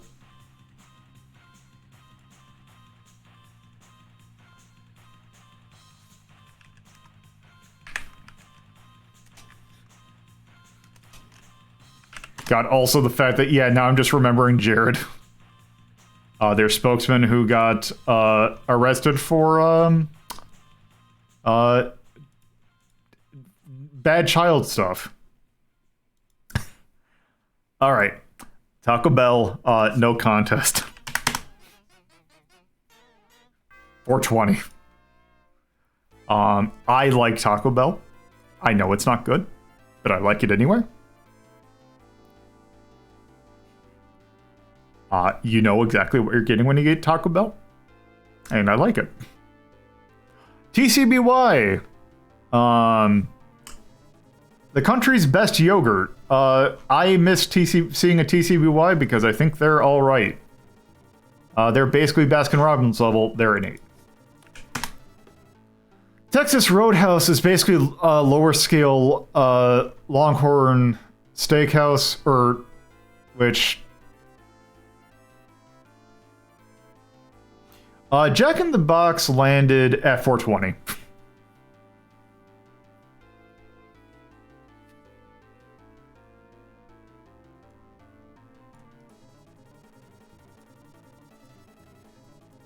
Let's see. I'm not a huge fan of Texas Roadhouse. I think they're not terrible, but also I find their aesthetic kind of not great. And the fact, I'm not a huge fan of Texas to begin with, but also I don't like the aesthetic. Tim Hortons I've never been to, but from what I could tell, it's basically Dunkin' Donuts. So the 420 is basically, it's not, the food isn't necessarily good, but you eat it just, it's not great, but also it's a kind of good, it's hard to describe. It is basically food that you eat when you're not sober. I'm gonna skip, so I'm gonna leave zeros Tim Hortons. I'm gonna skip toppers for a sec. Wendy's, I like Wendy's. I think they are pretty good. I give them a 7. White Castle is another 420. White Castle is basically Crystal, but in a different part of the country. It's not the same restaurant, but it's the same little sliders. I would not expect them to have good coffee, but that doesn't surprise me. Also, you can get the White Castle burgers in the grocery stores, which I like. Wingstop I've only had a few times. Yes, Guilty Pleasure is another thing for 420.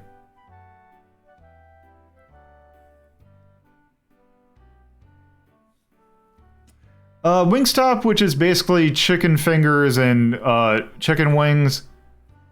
I think they're generally the Buffalo Wild Wings wings, but slightly, they cut out a lot of the cruft. And I think they're I like them, so I'm gonna say 7. Zaxby's is Zaxby's Waffle House is I miss. It is the food places I missed in the South. So I'm giving Zaxby's a 3.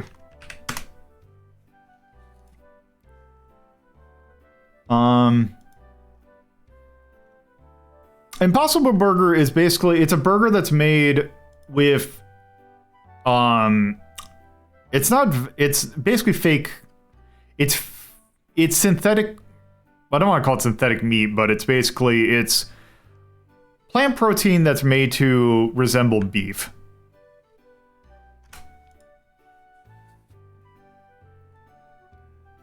All right. Does anyone have a number they want to give for IHOP?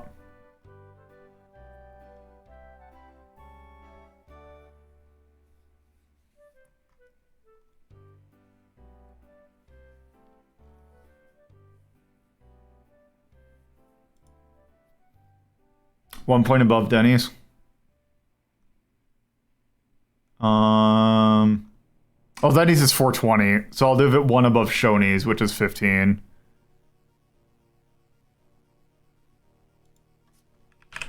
Also, I do know someone who got food poisoning, I know Torpo has a weird family history of people getting food poisoning at IHOP. So 12. I'm fine with 12. Not 45, 12. Okay, hand. There we go. Okay, Hooters I'll leave blank, although I've not heard great about that. IHOP is, IHOP is the International House of Pancakes. It is a breakfast food place.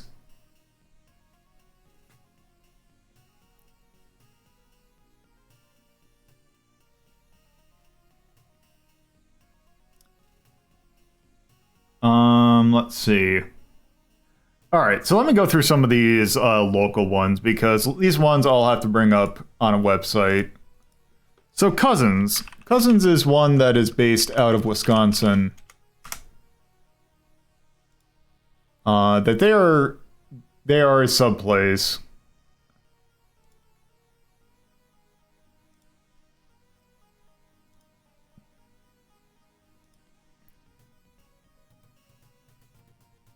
Yeah, that's right. They did try and be IHOB, the International House of Burgers. All right, so Cousins subs. They are just they're kind of, I would kind of call them similar to Jersey Mike's, but I find them to be much higher quality. Grilled burger, like their subs are pretty good. They also have a few assortments of like breads that you could use. Like they have really good garlic parmesan bread. What are their limited things? Like they also have, they're very much not they don't have it anymore because it's a limited time thing. I like Cousins because they're not afraid to be very Wisconsin. And by that I mean they had a sub that was combination of chicken and bratwurst. I think it was steak and bratwurst, chicken and bratwurst, and I think it was something else. And yes, the pictures are always better than what they serve. This chicken bacon cheddar is usually what I get. I really like it. But also they have subs in a bowl. Which, this meatball and provolone looks so sad. Because they don't have any lettuce, so it's like, okay. Can I get a close-up of that?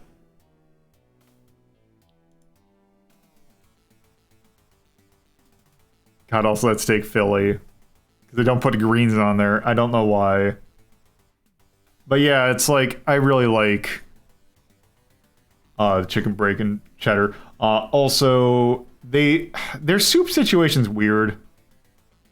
Because it really depends, and usually they only have one kind. They have their own home style of chips, which are pretty good. Their fries are also very good, and they also have cheese curds, which is also very good. I know I have talked to other people that are not super thrilled with this place. Just, it's very much a by location kind of thing, but I really like them. So, I'm gonna give Cousins a 6. Actually,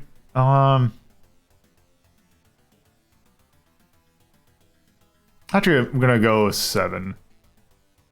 Also, there was a weird chain last year where every time that I went to a Cousins subs, I got really bad news. Like, I'm pretty sure I ate Cousins subs on January 6th of that year. That happened. Which I think technically was last year. But also, I ate Cousins subs when I found out my parents were both my parents were in the hospital with COVID. So I have a really weird association with Cousins. But then I ate it like relatively recently. It was fine. But it's just a weird thing to think about. So I didn't eat there for a while because I always thought it was an omen, but it's fine now. Herbert and Gerbert's was actually what I had for dinner tonight. So let me go to Herbert and Gerbert's. It is another sub place that is, I believe, actually the weird thing is I think the founder of Herbert and Gerbert's is related to the it was a place that was they were associated with something with Jimmy John's. And they're very much in the same kind of vein as Jimmy John's, but they're a little bit upper scale in Jimmy John's. Let me actually, oh good, actually. This isn't the Jimmy John's I went to, or the Herbert and Gerbert's I went to, but here's Herbert and Gerbert's. They're named Herbert and Gerbert's because those are the people who founded it. Herbert and Gerbert's is interesting because all these subs, with the exception of these two, which are these ones are limited time, but they have cheesesteak. All the subs are named after astrology stuff. What I had was the Comet Candy, which is a ham and roast beef. But also you got stuff like the Comet Morehouse, the Jacob Bluefinger, the Gurf. Also the Neuron, which is beef brisket and ham and cheese on a sandwich. This is when you get it, you know that you're gonna get garbage, but it doesn't taste bad. But it's very much a garbage sandwich. Also, like, it's interesting because, like, the Spartan, which is sliced chicken, but also peppadew mustard, which is something I've never had before, or nothing that I hadn't heard before I got it from here. But yeah, this place has some, like, interesting sandwiches. It's very much a Midwestern chain. Like, I think it's mostly, like, I know it's like the Minnesota, Wisconsin, I think Illinois as well. Also, they have salads, which are, again, kind of like the Cousins, which is basically just the subs, but in a salad bowl. But they actually have a decent blend. But also, they are a sandwich place that has soup, which, as I mentioned, is always appreciated. I had this chicken dumpling. The soup is pretty decent. The problem is that it's also very expensive. Also, they have their own brand of chips. Also, you can get giant, like, really big things of soup. But yeah, that's Urban Gerberts. I think they're pretty good. I'm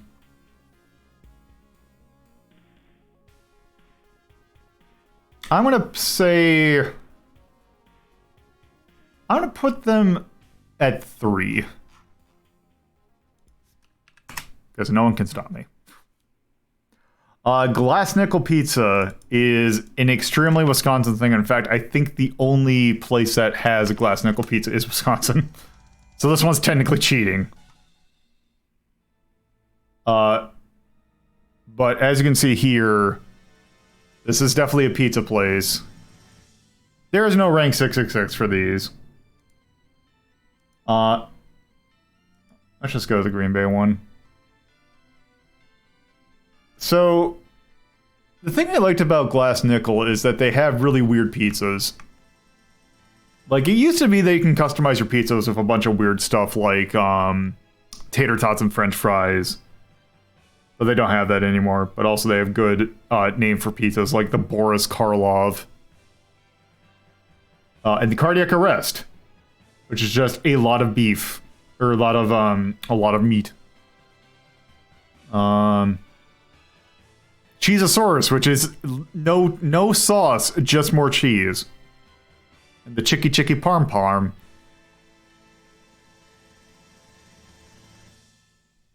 The couch potato, which is, let's see, Italian sauce, cheese, broccoli, bacon, tater tots, and sharp cheddar cheese, served with a side of sour cream. See, okay, Hawaii Pie-O is a good name for a pizza. I thought margarita. I'm not a fan of the ricotta. Let's see, Pollo Diablo. Portobello Lugosi is a good name. I can appreciate this place just for its names.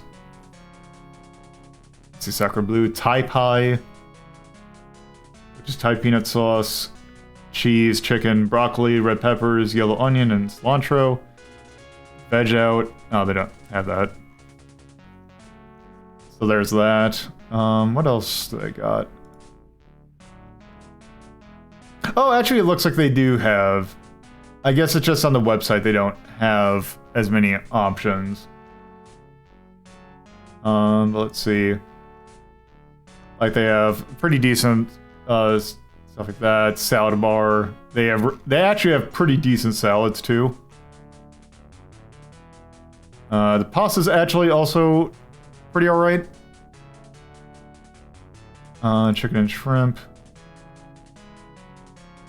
Pretty decent chicken strips, and just like it's a good local pizza place.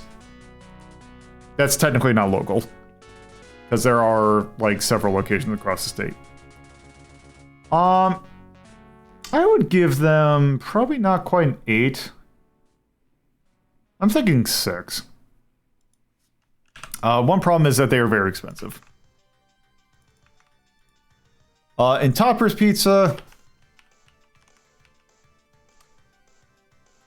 is another... This one's a little bit more... Oh, do I need to do here? Oh no, I can actually just go here. Let's see. Topper's Pizza. The Wisconsin Cheesemaker Topper. Let's see. Developed in partnership with the award-winning cheesemakers at the Cedar Valley Cheese. Contains 100% real mozzarella, pepper jack, asagio, and smoked Gouda. Well, that's good. And yeah, they're just a pizza place that also has like some interesting stuff like, oh, it has more tater tots and pizzas. Wisconsin cheese curds and bacon. Which is just more than you need. Chicken bacon ranch, which I'm not a huge fan of, but I know there's definitely people. Buffalo chicken mac and cheese. Mac and cheese on a pizza is... Noodles on a pizza is bad for you, but also very good.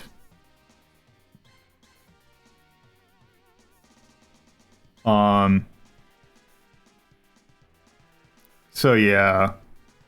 It's just a really good pizza place. Also, they have pretty decent garlic, or like breadsticks.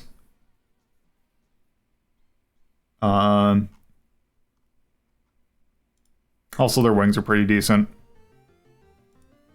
Also, you can just get mac and cheese cheese curds with it. Desserts, Slavic, like, these desserts are, I'll say monkey bread. Monkey bread's good. And, yeah. Alright. And there is that. I think Topper's is slightly worse than, like... It's definitely more of a chain pizza, but I think they're just slightly below Glass Nickel. I think we're going to go 7. So there, if I sort that...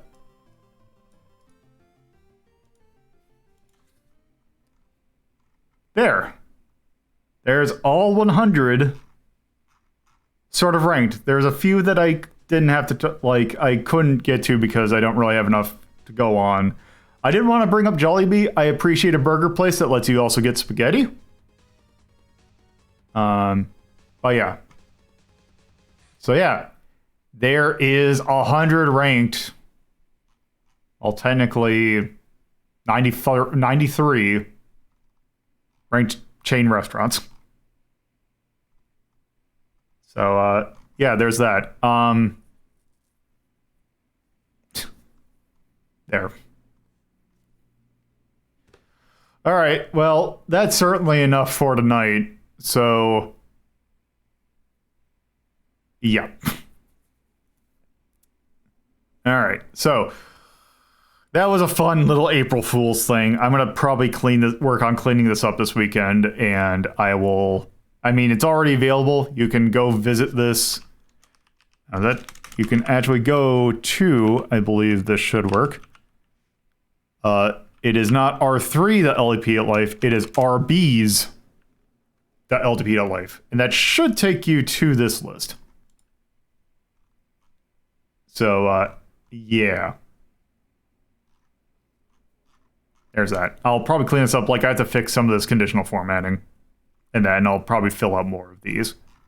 But yeah, that was certainly fun. But that was just a fun thing for April Fools. there will be more video games definitely coming from me in the future. I need to stop doing that. Anyway, let's talk about what we're doing tomorrow.